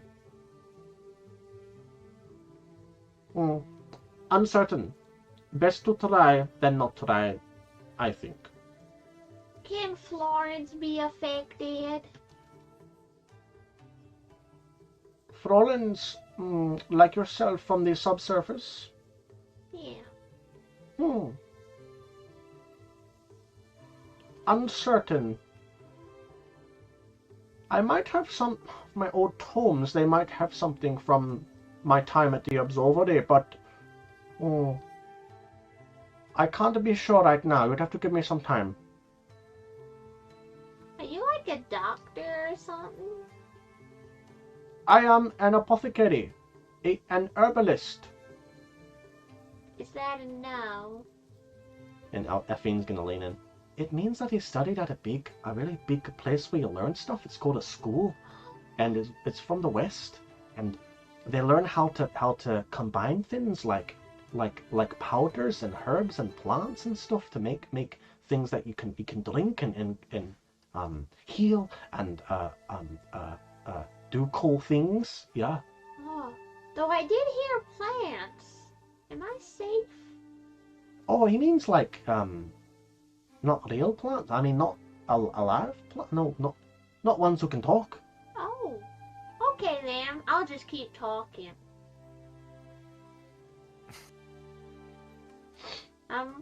Is the tea ready?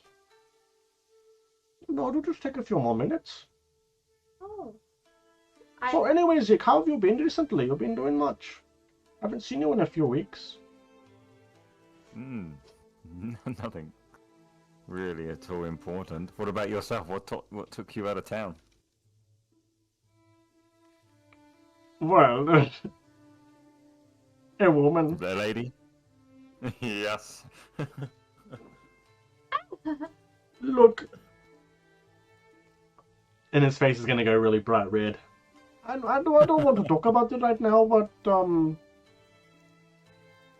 I met someone in a Villanelle, and let's just say, well, I'm thinking of packing up and leaving and just going and moving right there. That's serious, eh? Yes, but, well, there are a few hiccups along the way, you know, like Lord Liren, he's not been well recently, and he was paying me a lot of silver to make him, you know, his brews and things he needed to stay healthy. He's an older man, you'll see, and I would hate to leave the town without an herbalist and an apothecary, you know? The town would be lost without you. I think they would. You know, that chantry of Lineria does a lot of good. We have the chantry back in Erosia, but sometimes the only cure you need is a nice hot tea, you know? I agree. Speaking of teas. Now, while we're waiting, is there anything you would like to purchase, the three of you? I mean, I'm always looking. I have new stock, if you're interested. Do you have health potions? Of course What do you mean, health potions? Potions that regenerate health upon taking damage and stay in combat when fighting things. Let me have a look in my stock. You mean a potion of rejuvenation? The red kind?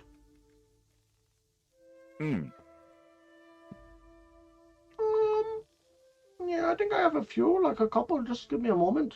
And he goes out back.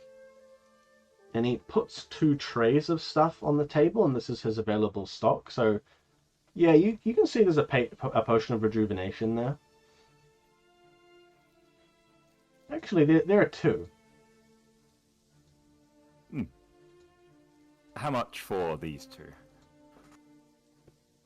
You know, Zeke, for you, I'll give the both of them to you for 30 silver. 30 silver? I thought we were friends. We are friends. It's below market price. Come on, you can do better than that. Alright, at this point, a fiend is going to pipe up. Well, actually, I happen to be a member of the Merchants Guild, and, Selim, you look a lot like you're a member of the Merchants Guild too, the way you handle yourself and all of your amazing goods. Are you perhaps a member? I am. Lifetime, long-time member. Are you a member, perchance? I am a member. I've been a member for, well, only about half a year now, but a member nonetheless. Could we perhaps get a little bit of a deal here for my friend? A fellow member of the Merchants Guild is a fellow friend of mine. And Zeke, you know, I like you. I'll give you one of them for free. Other one, 20 silver as normal. Okay. We'll take the free one and we won't worry about the 20 silver one. You know what? Take it. You've given me business for a long time. Many years now, so here you are. Oh, you're too kind.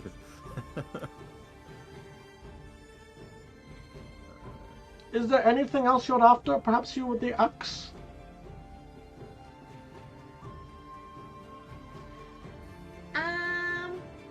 I actually did have something that I wanted, but I don't know if you would have it. Did you just make a joke? Did you just say axe, Yueli? Well, I was wondering if you had a temporary potion that could give me like an autumn theme to my plants, because all this autumn around and I'm green and bright, and I want like a fringe to be orange, you know, but not forever. Just temporary. You mean that you want to blend in a little more with your surroundings, you mean? Yeah. Let me just have a little look through my wares. Something like that would not come cheap, though. Do you have the silver? Do you have the potion? Just give me a moment. No, that's for breathing underwater. Maybe veloweed? No, don't need that one. That does sound fun, though. It's very expensive, though. Only one I have in stock. Well, I can actually breathe underwater. I wouldn't even need that. Did you say veloweed? Did you get that down? Where did you get that from? Oh, I have friends in all sorts of places, you know. Made a lot of connections in the Merchant Guild these many years. Veloweed, although rare, is if you know the right person. Oh, I'd like to make these sort of connections. Maybe we should talk sometime. Maybe yeah, maybe no. I'm sorry, I don't have any sort of potion that could do what you want, plant lady. How much is the underwater one? 50 silver, but for you, 25. Because of your merchant friend here. I'd like it, please. Alright, now let me just tell you what this does. And he's going to hand you this vial that has a sort of glowing blue, glowing blue liquid in it. This is called the Veloweed Vestige. It allows you to breathe underwater for a couple of hours. That's about it. That's not very long. No, it's not very long, but if you held your breath before and a little bit after, you could breathe for a little bit longer than that. How many uses does it have? Only the one.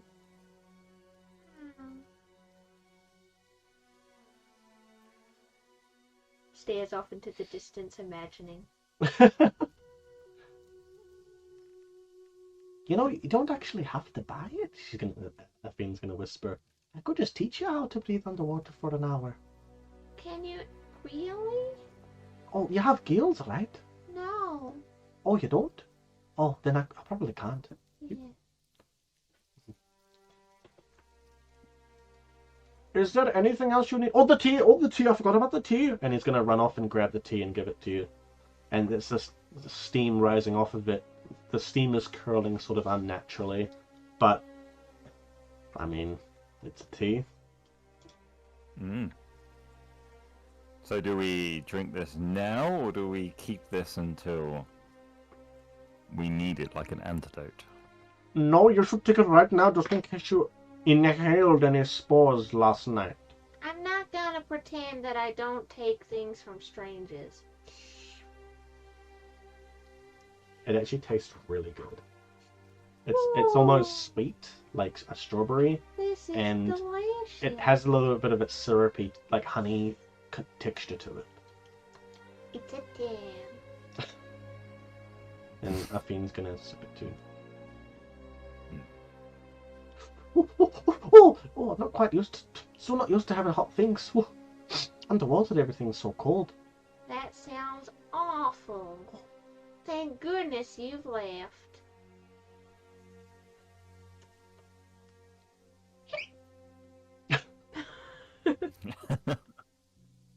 Now, while I would normally charge you for such a thing... It's too late, we already started drinking. I know, but please hear me out. This will only stop the effects of any potentially airborne-related illnesses of a Kavakna nature, or akin to it. So anything else? You'll probably need like a potion of healing, like I just gave you, with a rejuvenation potion, or an elixir of some sort. But I'm pretty low on stock otherwise, so unless there's anything else, I really need to get unpacking and get a move on. Lord Liddon expects me this afternoon. Do you have enough for everybody? No, I do not. Aww. For that, I would need to get many, many more supplies from Villanelle. Well, you might need that. Do you have anything to help with any necrotic damage? Necrotic in nature. Let me just have a look. Oh. I like how you get Necrotic? flashbanged every time you bring that up. Yeah. I see Chelsea just be sitting there and then go.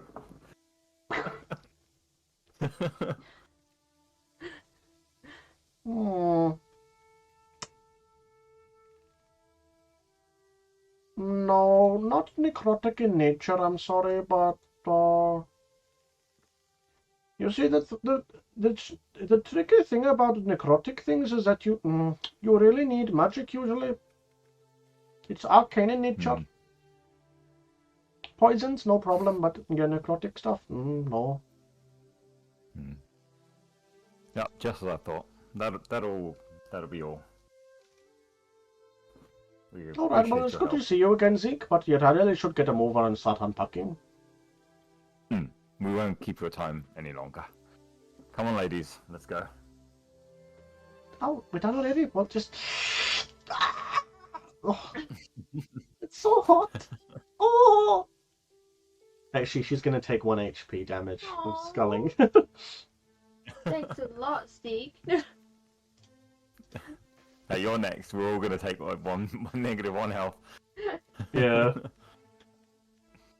Oh, Okay. man. And then I want to head over to the church to check up on Osara and Arthur. Alright. As you guys head over to the church now, it's getting to about midday, and you actually hear dong, dong, dong, bells go off on the little, like, really tiny bell tower on top of the town center. Now, what this means is that this is a spontaneous sort of, like, sudden summoning of everyone to the town center. Like, to the town hall, right, where everyone meets. Usually they're for set events or, like, you know, political meetings or something like that. But this is generally considered an emergency. Especially at midday. So, dong, dong, and you can see people dropping their things. Some people don't actually go. Like, some people are either leaving, like, continuing leaving the town, or they're, like, on horses and can't take the horses in there, obviously. So they're like, oh, better go back to the house first. But majority of people start heading over to the gathering hall at the town center. We better go. This could be important. Well, okay. Alright. So we're gonna head over. So as you guys head into the town gathering hall, you can see that most people are already sitting in the pews. It's almost organized like a church. There are like lots of pews in the center podium where someone can talk, but it's not a religious place. It's just for conveying information to everyone without having to, you know, spread news around and stuff. Maybe once a month they would have these big meetings here with everyone present to go through, you know, crimes or big events or something. But yeah, that's about it. I find a seat. Yeah. Alright. I'm just gonna stand at the back. Cool. Alright. You see Lord Liren walk up to the podium, flanked by 2 guards. One of the guards you remember from last night. But the other one you don't know. Thank you for coming, everyone. Now, I know some of you are wondering a little about what occurred last night, and I want everyone to remain calm. Although Jala and his wife Wilma unfortunately lost their lives, the town itself is safe. We have plenty of guardsmen to make sure that everyone, the situation will not occur again. So you may go about your days. Do not worry. You are safe. Now, I have sent word to Avalanel to send for extra guardsmen to replenish those we lost, the brave warriors who unfortunately perished. But be that as it may, uh, I don't want people to feel like they have to tiptoe around or be worried about any boogeyman lurking in the corners. You are safe. Eldarin has been without conflict for its entire existence, and it will continue to do so under my stewardship as Lord. There's a bit of silence for a while, and then you see a hand raise, and it's Byrne from the tavern. Excuse me. I just had a question about Wilma. We heard from some that she became a monster. Is that true? Wilma was indeed infected by something. And you hear some gasps. Including from Tulip, who already knew. Roll performance now. Yes, she was infected. Look, I will not lie to you all. It is a scary thing to deal with infections, especially those that might be more of an arcane nature. But we have one of the largest chantries of Lineria, statue of Lineria herself. She will protect our town. We have many sisters here tending to the sick and the wounded. We have nothing to worry about. Even our injured guardsman, the brave survivor Benison, is doing well. He is recovering, tended to by Sisters Orsara and Sister Miria themselves. You mean Arthur? Ah, yes, Arthur, of course. My mistake, thank you.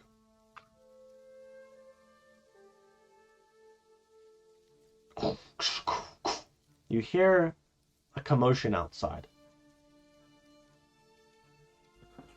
And there's silence, and people start looking around. What was... Do you hear that? Outside. Stuff's falling over, smashing. A few screams. Ah! Must have been the wind. Guardsman, will you go outside and see what that is about? Right, so the two guardsmen stand up and start heading outside. The light through the windows grows unnaturally dark at this point. Not like as if it's going to nighttime, but just like dimmed. Unnaturally so. Zeke, I want you to roll a necromancy check. That I can do.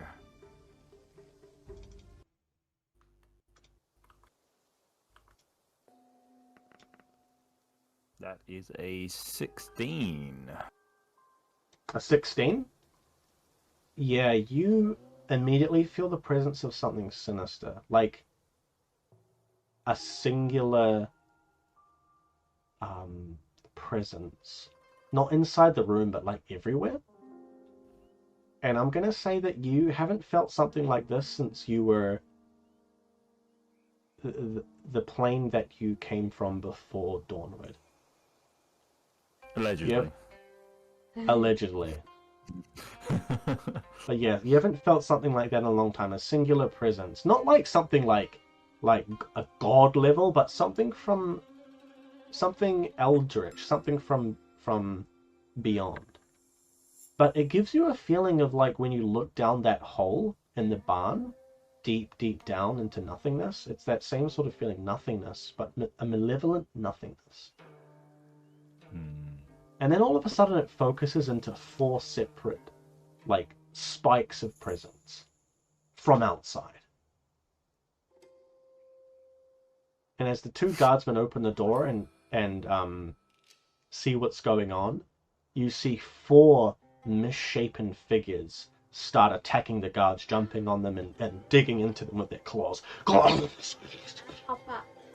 Alright.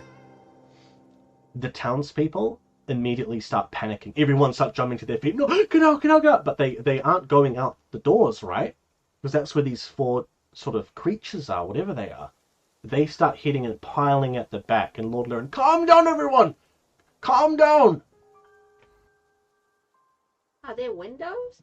Hi, Big Amish. Hey, Big Amish. Welcome. There are windows off to the sides. That's where the sort of like daylight dimmed down. But yeah, what would you guys like to do in this?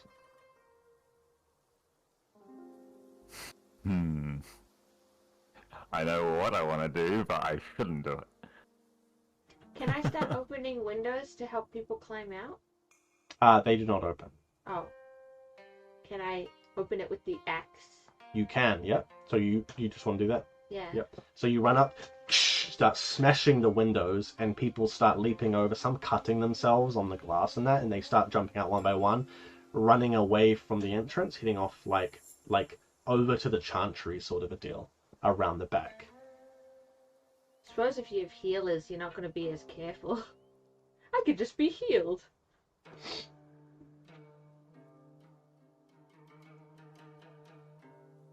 Zeke, what are those things? Is this normal? Because it doesn't feel normal to me.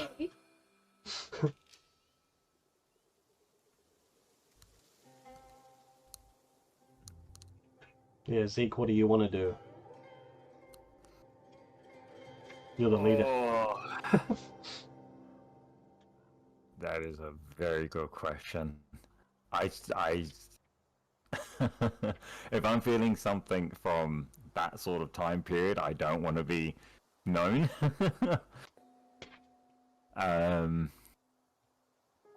I would like to, even though it won't be too helpful because of what it potentially could be, I would like to umbral guys. Yeah. Just so I can sort of stay out of the way and just sort of get a view of what's going on and what the entity is outside and stuff. Yeah. So that's your racial bonus, right? Racial spell. So you don't even need to cast it. You just. Oh! Does leave your eyes though. No, but that's awesome. Yeah. So you go invisible. Zeke! Where'd you go? What's going on? I'm freaking out. Where did he go? And Athena's gonna pull out her 2 jade hairpins, and they look like daggers, and she's gonna ready this herself. So eventually, almost everyone is out of the room at this point. Lord Lirin is gonna stay back standing at the podium, and these 4 creatures, instead of them coming into the room, you guys feel yourself pushed out by something. Now, you're not sure what it is, but it's almost like you're grabbed by some sort of hand, like a black hand, but you can't see it. And a darkness envelops the room, like it turns the room black, and you hear Lord Lirin go, "Roar!" I can't see nothing. And before you know it, you are outside. The room behind you, although open, is pitch black. All of the townspeople are scattering off in the corners, and the 3 of you, Zeke, you're invisible, but the 3 of you are left in front of this building, the gathering hall, with 4 creatures coming towards you. Like, you could feel like you could move backwards, but there is like, it's dark, complete darkness in there. And you can hear Lord Lirin is like sort of making noise in there. Even though we have the bonus that we can see in the dark? Yes, you cannot see into it. It's like a cloud. It's not, yeah. And actually, we're going to head into combat now. Sorry? What are these creatures? Like, what's the description for them? Yeah, I'll describe them in a second, but I just want to head into combat, and I was wondering if you guys don't mind about not taking a 10-minute break. How do you feel? Just continue through? You alright? You can go while I set up combat. Oh. You? I don't need to go anywhere, I just like relax. Oh, okay. Well, we'll just smash it out, eh? Because we're getting time on. So, what we're going to do is head into the combats. And I'll describe the enemies in a moment. Oh, that one.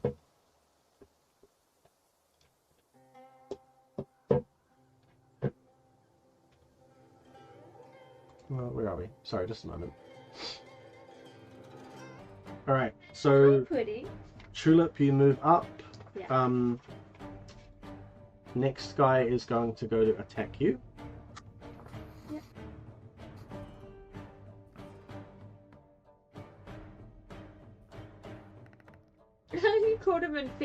chap. Yeah. That's 11 to hit. That hits, right? How do I check guard? Yeah. I have 8 guard, so it hits. Alright.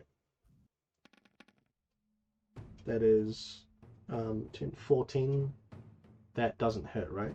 No, my half plate is about 14. Though on here it says 16, so I'm not sure. It's actually 14. It's supposed to change that. Okay. Right, So so it go doesn't slash hit? again. 6 and 8. Alright, so this guy goes to slash with his claws. Looks a lot like Wilmer as you get up close. Shing, shing. But it just glances off your armor. It doesn't do enough to hurt you. It is now your turn, Zeke. Stupid monster. Okay. I want to try and summon both of my my wolf and my bird. So that's a DV16. Alright, good luck. I think how I do this again. This is just a necro roll, isn't it? Yes. So it'll be this plus 10. Come on, baby. Yes, that's a crit, babe. Let's go. Woo! Nice. So I got 20. Alright. And a crit. What does that mean for my summoning?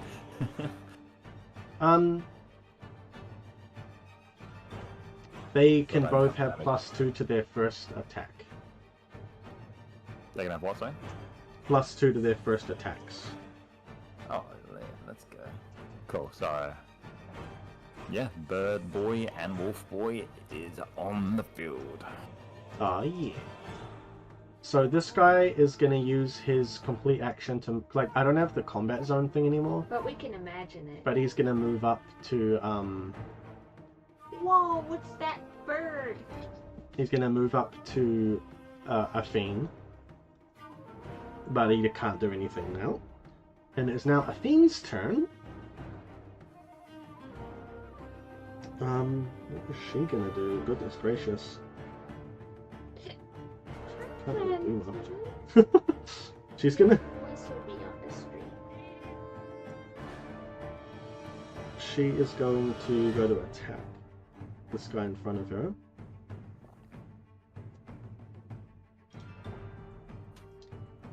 Oh, 11 misses. So she goes to slash, but her attack glances off the right shoulder of the enemy.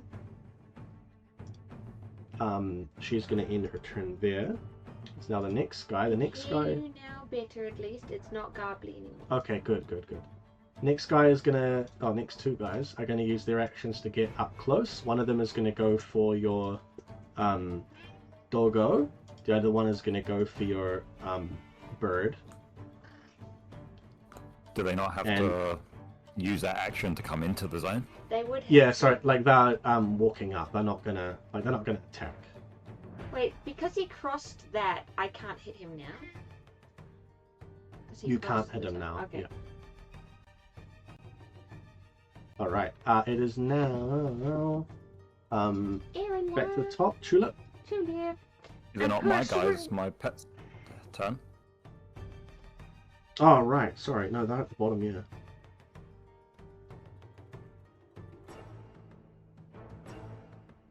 Yeah, you're right. Yeah, whichever one you want to go first. Okay. So I'll have Wolf Boy go first. He'll just attack, I guess, the bottom one. So he should roll into hit.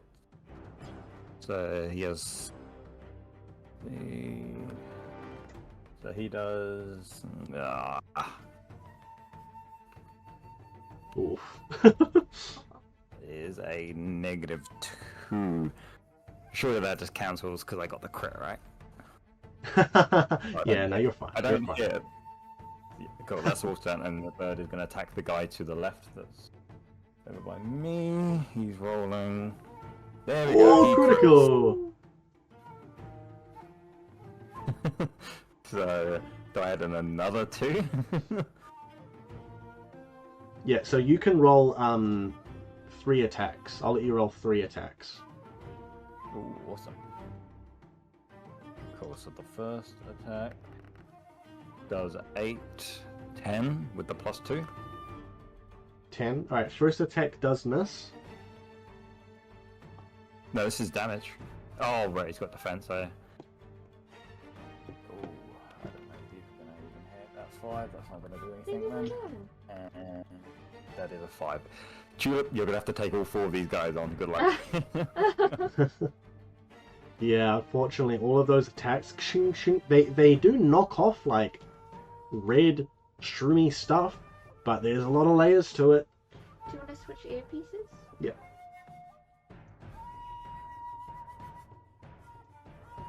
Alright, Tulip, it is your turn. Gonna swing my axe at the guy next to me.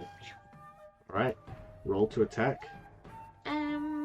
Is that a D10? Yep. Roll. 5. And what do I plus it in? Combat page. 6, but I have a -2 to combat actions. Yes. So how much do you land? 9. A 9? A 9 does not hit. 9 misses. So as you go to slash, it sort of lurches backwards, kind of like how Wilma did almost, but these guys are much more held together. It looks like they've been in this form for much longer. Oh. And so the redness has taken over them much more. So Is the there bodies. plantiness? It's not plant, it's more shroomy. Yeah. And so it's just gonna lurch back. And now the one by... Do I, like, hit its armor? You do hit. So it does it ablate. Oh no, you missed. Sorry, you missed. No, but like, even if I... Oh, so, like, I have to roll a hit. And then, even if it doesn't do damage, it would ablate. Yeah. Okay. Yeah. So you gotta land the hit. But just for roleplay's sake here, you are like hitting like little parts of it, but it's not considered part of it almost. Like it's just like gross growth on it. Yeah. So the one that you hit is now going to go to hit you. Tulip. So it rolls a 13. That hits. It's going to roll damage. First strike. That's a 10. No.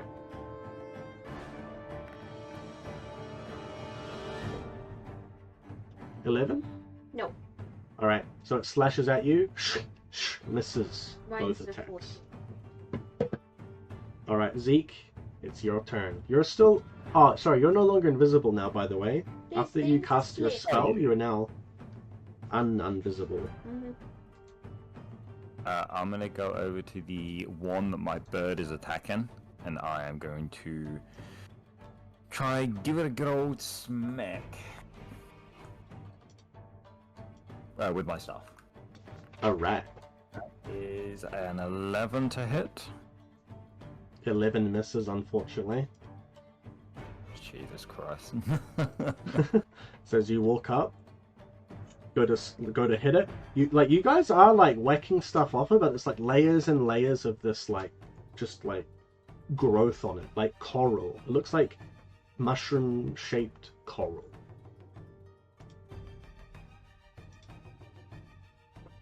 Alright, so the one that the one that is going for Athene is going to go to attack Athene. Goodbye, Athene. Yeah, it was nice knowing. Oh, critical fail! Oh my goodness! Whoa! Do you roll again? I mean, sure. Oh yeah, true, they stack. What? Oh! He No, kills killed all of himself, he his killed buddies. himself. Whoa! Alright, I'm He gonna knows. say. It is like negative 14. So what Athene wanted to do is she was gonna use her next move to like jump on top of the roof. I'm gonna let her, as this one goes to like lurch at her, she's gonna use it to jump on it and propel up onto the roof, and it's gonna fall prone Yeah. on the ground. So she can be up on the roof now. Woo! Stop that. And this guy's now prone. Alright, yeah, I'll say that was Athene's turn as well. Let's go with the one that I was gonna go for the dog, the birdie. It's gonna attack your bird. Oh, critical fail. Wow, this is not fun. Okay. Perfect. So it Actually, 'cause goes. my bird was gonna go onto the roof as well. Yeah, yeah. All right. So the one by your bird is going to go to slash, but it misses. And now the one by your doggo is going to go to attack the doggo. He rolls a 16 to hit. That hits. Right, first damage roll does a, we'll say it's a 6. That's 11 damage. No. Is it ablating or? No, only if it rolls over. Second one does 15 though. 15. Yep, that one does. That goes down to 11.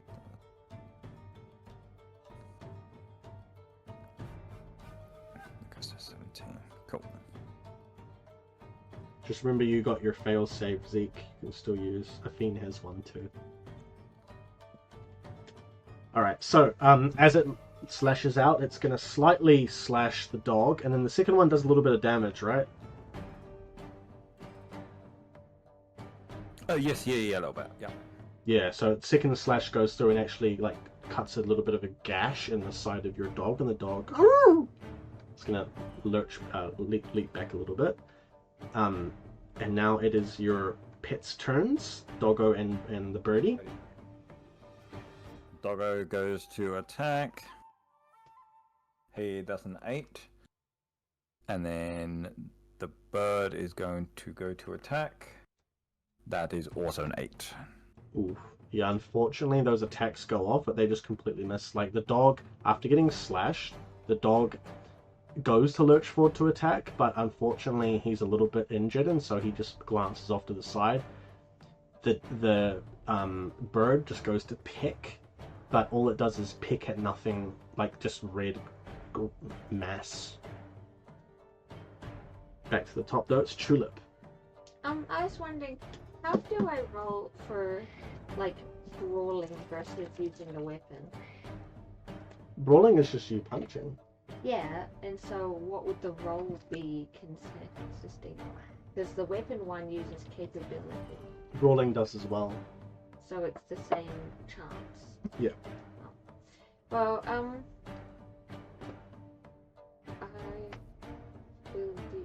try attack with my axe again. Okay. Roll me a d10.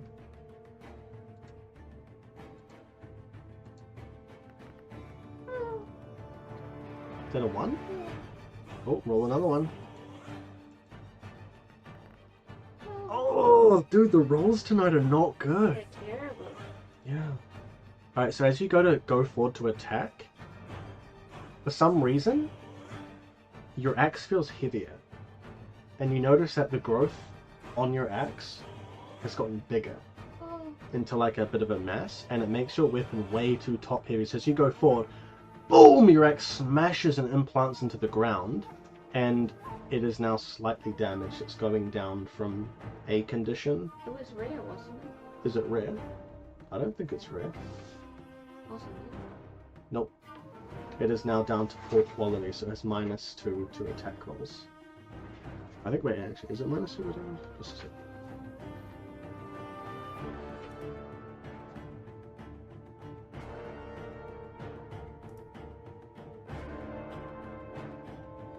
I don't have that right now, but yeah, I think it's -2 to attack rolls.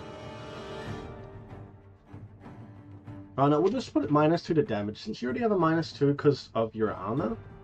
-2 to damage, just to be a little bit fairer. Alright, it's not going well for you guys. Alright, the one that you just tried to attack, Tulip, it's gonna like use your axe as a foothold and go to lurch forward to attack you.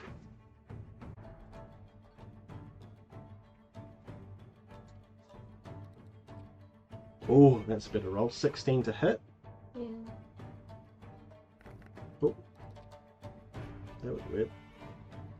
That is a 10 to hit. I have 14 defense. Oh, so I need to beat a 14. 7, 8, 9, 10. 10. No, it doesn't hit. So it slashes at you again. Misses. I'm so unlucky today. It's not going great. Alright, Zeke, it's your turn. Okay. I am going to do an aimed shot at the guy's head, and I would like to use Petrificate. Alright.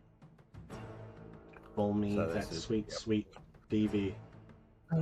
So it'll be a +4 to the DV, so it'll be a 16. So I need to get 16 or higher. Yes. I got 19. Yes, let's go! Alright, tell me what happens when you get this spell off. I lay my hand on his head. I chant some words. My gem in my head starts glowing, and then his entire head just turns into moonstone. Alright, so as his head turns into moonstone, his body starts writhing, but it's like as if the moonstone is holding him in place.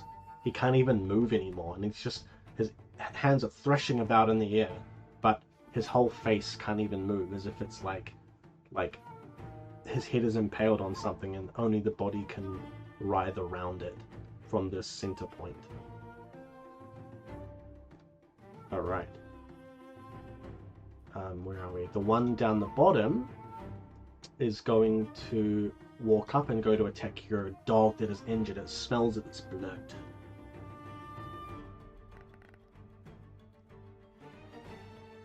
I believe, is it an 8? That is a 12 to hit. 12 hits, yeah. Alright, first damage deals 9, 12. Okay. 12 damage. Yep.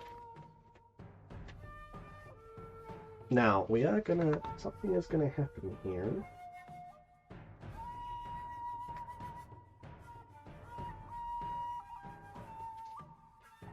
As this, does it get hit twice? Sorry, damaged twice? What were you tell me what the second roll is, sorry? Oh, sorry, 9. I'll do the one that's on the board. Is that 11, is it? 9. Yes. Yeah. Yep, that one hits as well, yeah. Yeah, as these two hits go off, your doggo starts to sort of pant weirdly. And you see red start to creep through its gash, and it is now poisoned. So at the end of each turn, every round, it's going to take 2 damage. Direct to HP.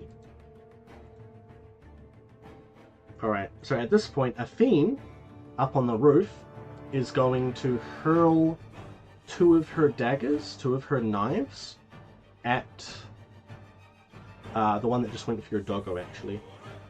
Don't hurt my friends, weird ghost doggies!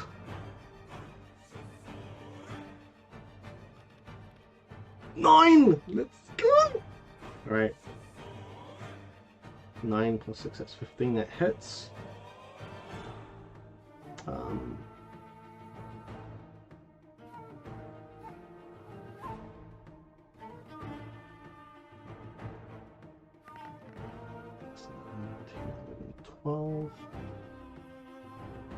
Just a moment. Sorry, there's a bit of maths involved here because it's velocity. 12, that hits.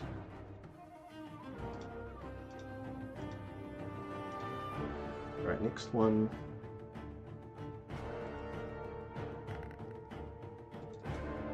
Five, 6, 7, 8. That hits.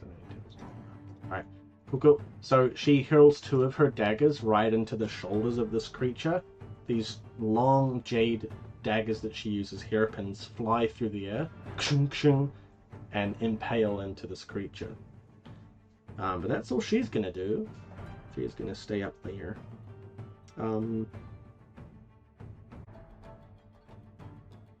Yeah, that's all for now. Now the one by you, Zeke. After you turn turn its head to Moonstone, it's gonna flail out. I think it'll go. Maybe I'm gonna say it didn't really see you. Like you're kind of out of line of sight. It's gonna have a -2 to all actions for this, but it's gonna just slash out and try and hit the birdie. Oh, it rolled a critical. Guess it doesn't need eyes. That definitely hits your doggy. First one goes off. That is a 8. Plus anything from the crit, or? Nah, that's all. Okay, it doesn't do any damage. 8, 9. Second one does 9. Yeah, no damage. Okay, no worries.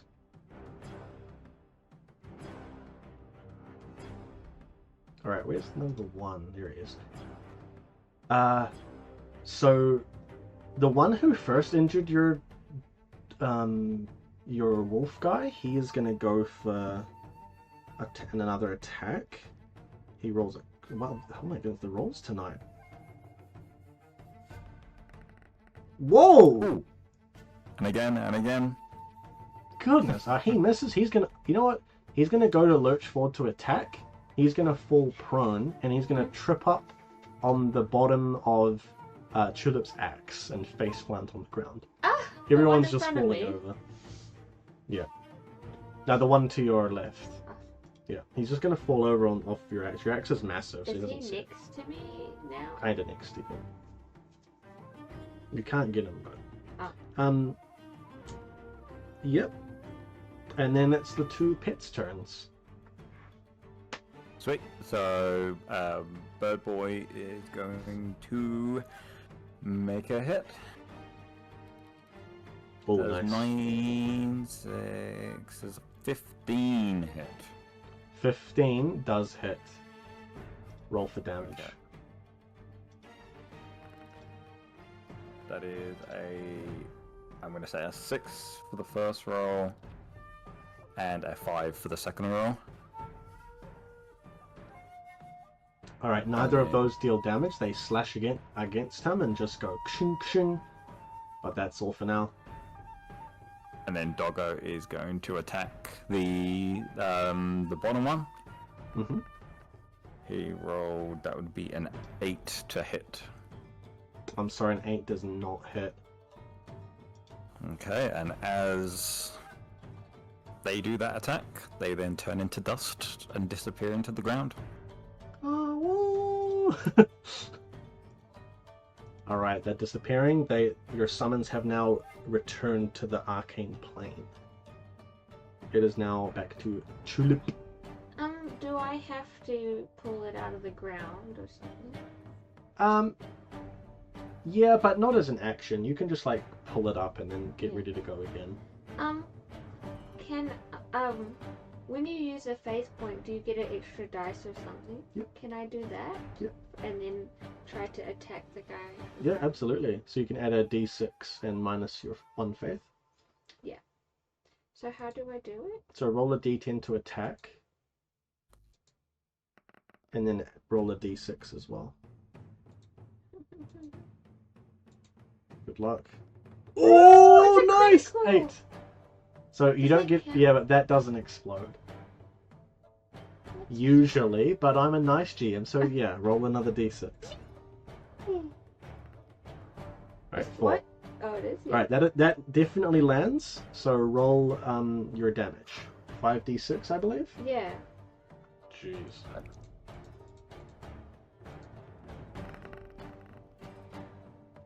Is that a critical? Is that 3 6s? Yeah. What? Alright, there you go. 28, And then what? Roll me a d10. 10! Alright, so your axe goes down, cleaves off one of the arms of this guy. Mm. The arm falls to the ground, writhing, little tendrils of red coming off of it, and dust floating up into the air.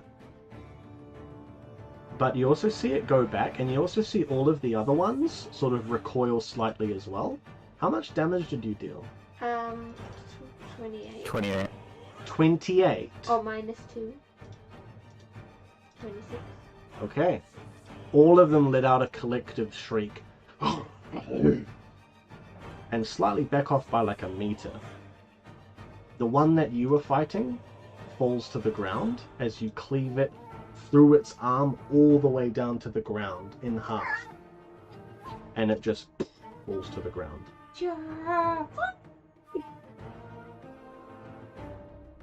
I believe that was the one that was supposed to go next. So wait. Zeke, it is your turn. Awesome. I am going to try and summon my boys back into the fight. This will be trying to summon both of them. So DB16. Unfortunately, I do not succeed with that one. That would be a 8. An 8? Yeah, with a crit fail, so I didn't summon them. Yeah, unfortunately, as your magic goes off, you focus on the spell a little too much, and your moonstone spell on this guy to your left starts to fade, and you can see his real face starting to turn back from stone. Reggie. The one that was attacking your wolf boy, what's he gonna do? I think he's gonna go for you, Zeke, since you're in the same zone. So you can dodge this, of course. You can see him running towards you.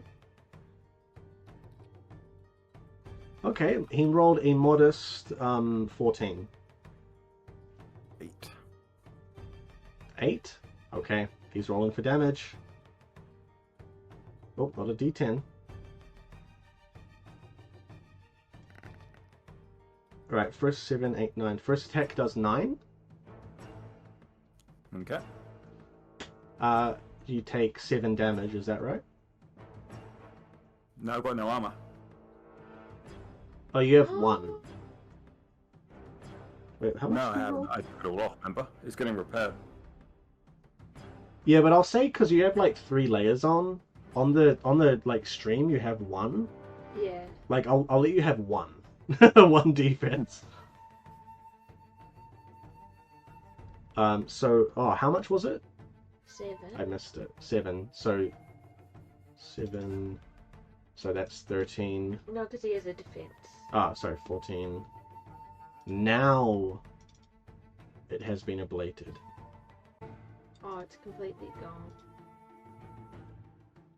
Yeah. He has no clothes! Yeah, he's naked. Naked and afraid. Yeah. Alright, so as it slashes at you, that was only the first attack, by the way. Oh no. Second one does 10, 14. Okay, that's me down. Oh no. We don't have a healer. Alright, so you are at 1. You're not at 0. You're at 1. You fall to the ground. It's your mandatory per session Fake out. fake out. For just trying to make it an exciting campaign. So you can still do stuff on the ground. You just have a -4 to everything. But you are also poisoned. Didn't he just buy a potion? Yeah, you can chug a potion. You're not fully out of it. So that is still an option to you. Paddington, can you stop, please? Goodness. But yes, you are on the ground. The over here is going to. I think the one who was going for the dog is going to use its action to go over to Tulip to try and start a little fight with you. And the one that was going for you, Zeke, is going to start trying to climb up onto the roof. So it is going to roll for it.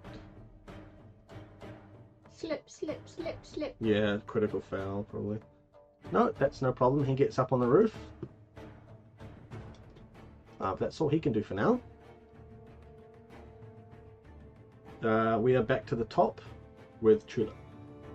Even though that guy wants to come fight me, I want to go stand in front of Zeke.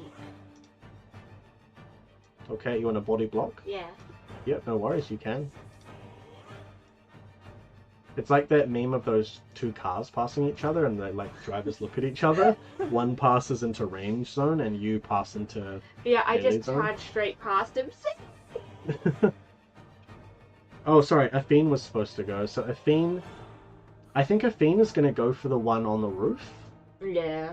Yeah, she's going to roll for the one on the roof. Nice, she hits. She only has 2 daggers left, though. But she could pull them out of this guy if she gets them.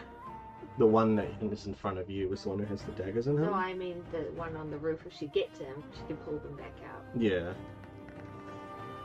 Unfortunately, both of her daggers miss. So they're gonna just like clang. I'm gonna say they fall off the roof and fall onto the ground. She's now weaponless. She only has 4 daggers. But yeah, it is now your turn, Zeke. I am gonna down that health potion. What do I Yes. roll for that one? Sorry. That heals you 2d6.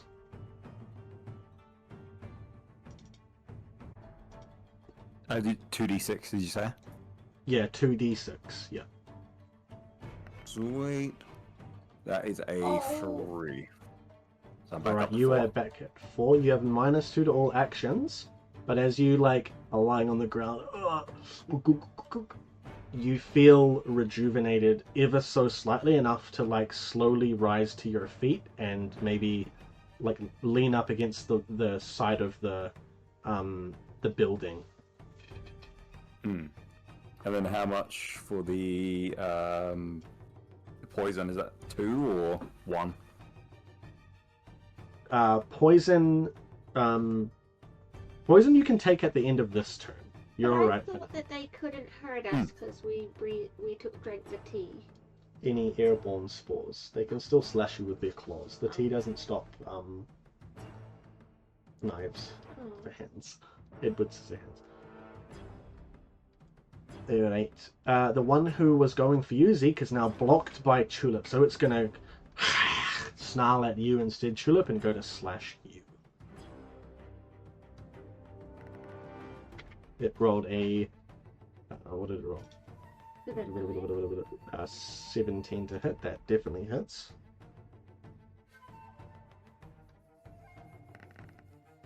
Six. 11. 11 does not hit. Lucky. That does not hit either, so it goes to slash at you. Ting, ting! You're defending Zeke very, very well. Can't hurt me, you stupid monsters. Yeah. Made of the toughest grass. Alright, it is Athene's turn. What is she gonna do? I think she's gonna try roll to jump off the building and land behind the one that you are fighting, Tulip.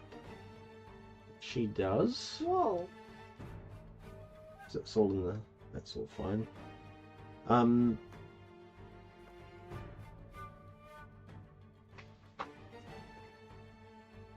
Yeah, but she won't be able to attack it next turn. She has to move up with her action again. The one on the roof... He's gonna try jump down as well now. It's just Oh, like, critical! it's like Scooby-Doo, eh? It is like Scooby-Doo. 16. Yeah, he did a critical. He does a backflip. I feel like no one's watching, but he's going to do something incredible that no one sees and just lands like perfectly down here by you, Zeke. And he sees you looking extremely vulnerable up against the wall. The one off the right is going to use this action to come on in and pincer from the side towards you, Tulip. Best of luck to you. It is now your turn, Tulip.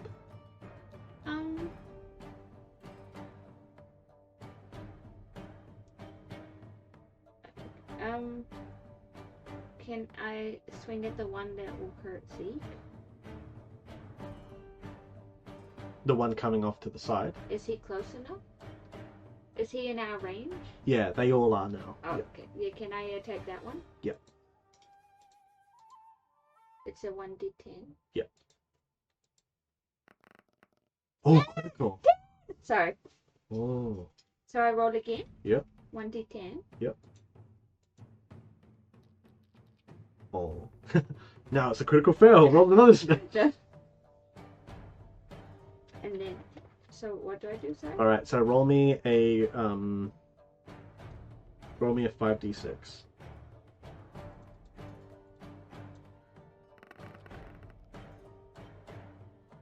Oh, what is that? That's 6. 18, right, 16. 16, did you say? Yeah. 16 is a lot. And I did my critical. Alright, just give me a My minute. first one was the critical one. 6. And yeah, I ablate 2 all the time. Alright, I'm gonna say that you actually hit 2 of them here. Yes! So you sweep around, and Zeke, you actually have to duck your head a little bit. But she flies her axe around and hits the one in front of her, and off to the side that was coming for you. And goes around and knocks off the top of their, like, mushroom crowns that they have. But it is now your turn, Zeke. And just remember you have a -2 to actions. I'm just going to try and summon one of my boys. Alright, good luck. Ooh! Oh, Okay, nice! so I'll put the wolf boy in between me and any other ones that's potentially can get to me where Tulip's not covering. Yeah, this one right here. Oh, I'll just move them on. Move The this one. stream's delayed, so I don't know what we're currently at. The one on the right, I've put him in between the one on the right. But I will say, your spell goes off so powerfully that it actually summons your bird guide as well. And he, although he can't, the other guy is way too close to for this guy to block you. He's going to spawn in behind it to attack it from the back. And they are now at the bottom of the queue. Now the one, where is he? The one in front of you, Tulip, is going to go to attack you.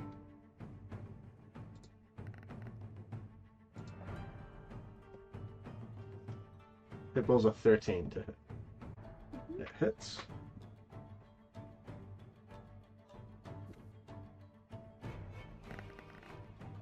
That's 10, 11, does not hit. They just aren't rolling very high with these dice, are they? Well, that's better. 13? How is it 13? Oh, nah. 13 doesn't hit? No. Alright, slashes, kshing kshing, off you again. You're a tanky ass. Yeah, that was my plan. Alright, it is a Fiend's turn. She is going to use her action to move up right behind this guy. It is her turn, because she was... She's... That's what she wants to do, but she had to use her action to get into this zone. So she is now up behind him, ready to go. The one who is between Zeke and the doggy...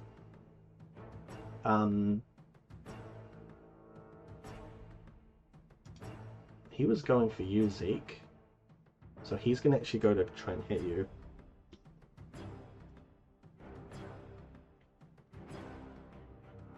Let's hope he rolls badly. Oh, he rolled nothing. Alright, that is a 14 to hit. Am I able to dodge in my state? Yes, you can dodge. You just have a -2 is all. Yeah, nah, that's 7. Alright, he is going to roll to attack.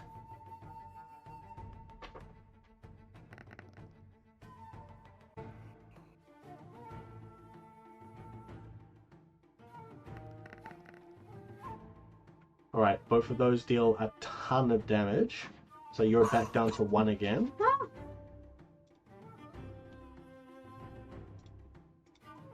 And unfortunately, you fall to the ground, injured once more. but you are not dead. You're back down to 1. You haven't had to roll a death save yet.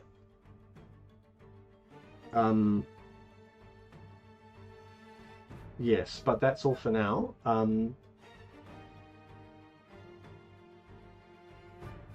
Yeah, the one in front of you, Chula. Oh wait, no, the one at the top right, I think, is the one. Yeah, getting mixed up. Oh no, that's one there. No, sorry, the one in front of you, Tulip, is going to go to attack. He's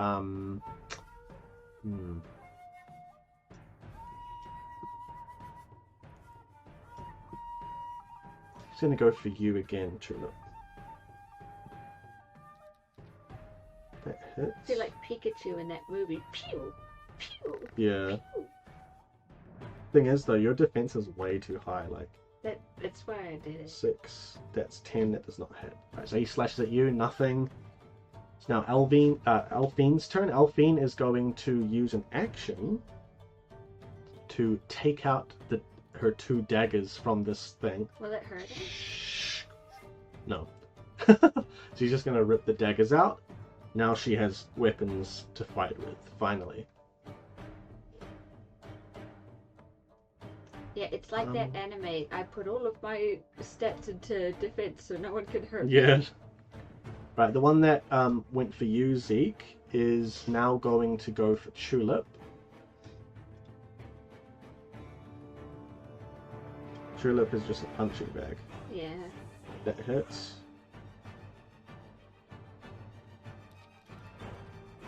That one is... They're not rolling high enough. Oh, only 13 again. Slashes at you. You're just too strong. Then the one behind the wolf guy is going to attack the wolf. What is that? Is that a 4? An 8. Oh, it's an 8? An 8 lands. On my screen it looked weird. It was in the middle, where First Does one not land the wolf. does not hurt. No. Yay! Okay. Cool, all good. So it goes to slash at it, just completely misses. It is now the pit's turns. Alrighty. Doggo. Rolled a 13 to hit.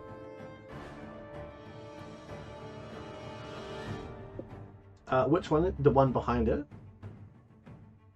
Doggo. Yeah, whatever one is attacking it. 13. Yep, 13 hits. Okay. First roll does a crit. Ooh. And it does 14 damage. 14. And the crit was a 1. Let's see.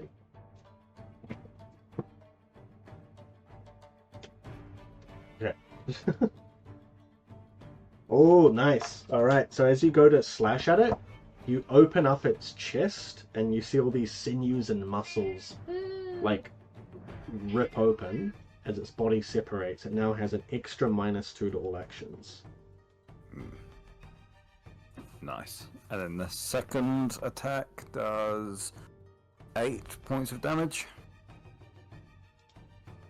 8 points. Alright, thank you very much. And then slashes at it Boy again. is going to hit his one. He does 14 to hit. 14 hits. First attack does 7. Second attack does 3. Okay, second attack does not hit. It slashes, ting, bounces off. But the first attack, yeah, it does slash through just slightly. Now we're back to you, Chula. Oh, sorry, I'm going to say the one that the wolf was fighting is going to fall to the ground and die at this point. Just because it was torn open right at the chest. I will attack the one to the left of us. Yep. Roll for an attack.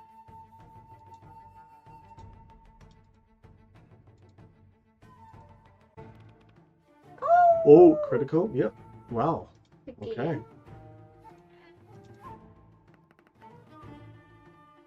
Yeah. 14. 14.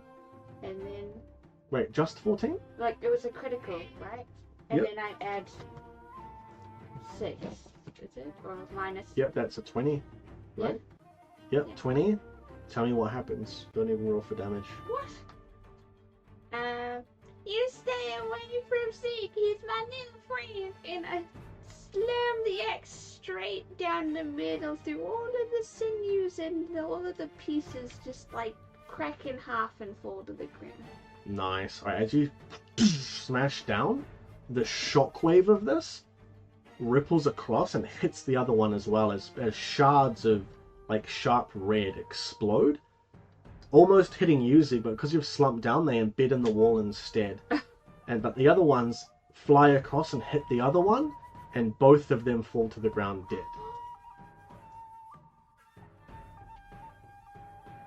I'm like panting. Whew. Whew. I don't know my own strength. Zeke, are you okay? Right, we're now out of combat. I rush Do I over have to to Zeke. save?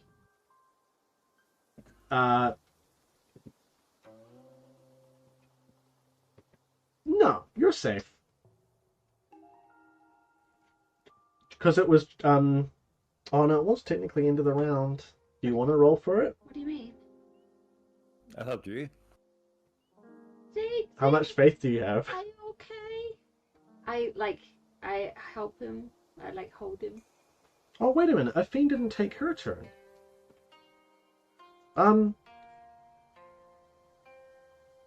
That's because it was my turn, right? No, she actually, I was attacking with all the enemies. She didn't get to attack.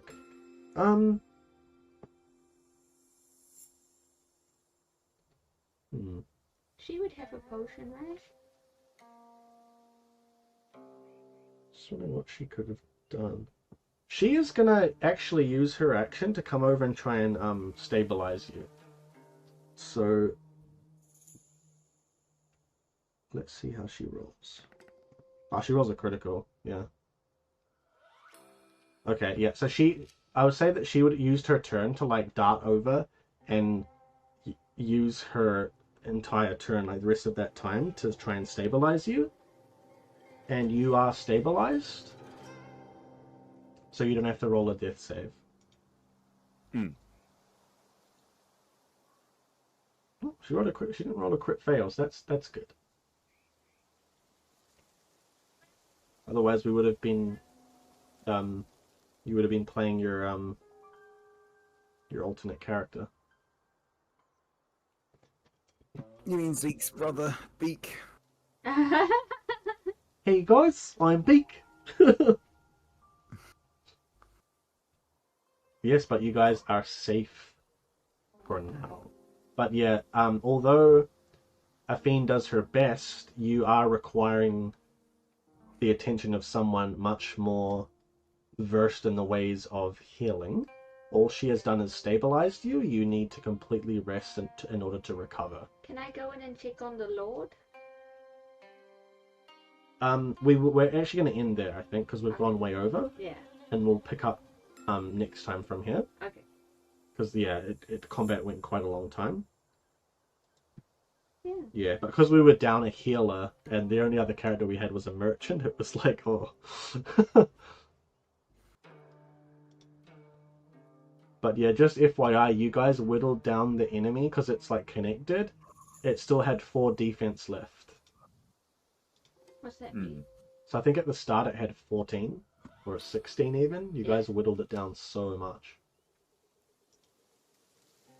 But yeah, we're gonna finish there, and you guys can have 1 glyph point each. Yay! But so we're not leveled up. No, you're not leveled up. Okay.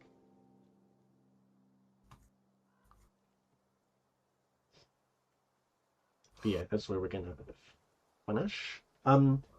Do you guys have any questions before you wrap up? Can I do can I do any actions before we go? Or Oh, we're not in combat. If you wanted to just quickly do something, I guess. Yeah. well, while like Zeke's kind of there like catching his breath, can I use my whetstone on my axe?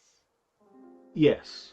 Well, usually you can only use that during a rest, though. Oh. So I think you could, but we'll wait till next session. Okay. Yeah. Okay. That's all good.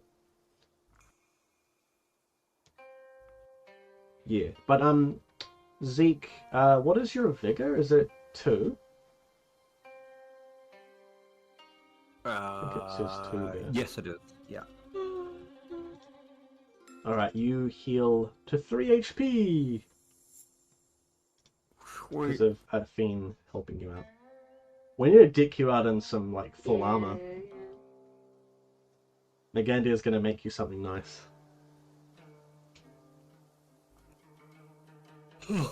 As long as it doesn't give me a negative. Yeah. All right, but yeah, thank you guys in chat, Kylaris Thank you, and Big Kylaris. Amish and stuff. Thank you guys for lurking and hanging out. Sorry for the technical difficulties. Hopefully Thank that you won't for happen pointing again. them out, though. Otherwise, we would have lost the whole thing. Yeah, I'm gonna have to play around with the settings more. I don't know, like it's just weird, very weird. But yeah, thankfully no deaths yet, and hopefully Osara will be back so you guys can get healed up more easily in combat rather than potions. Next week, right? Yep, same time next week. But Leufaya and I are on my channel, Irulai Art, Monday, Wednesday, Friday, 9 p.m. Japan time. Yes, that's right.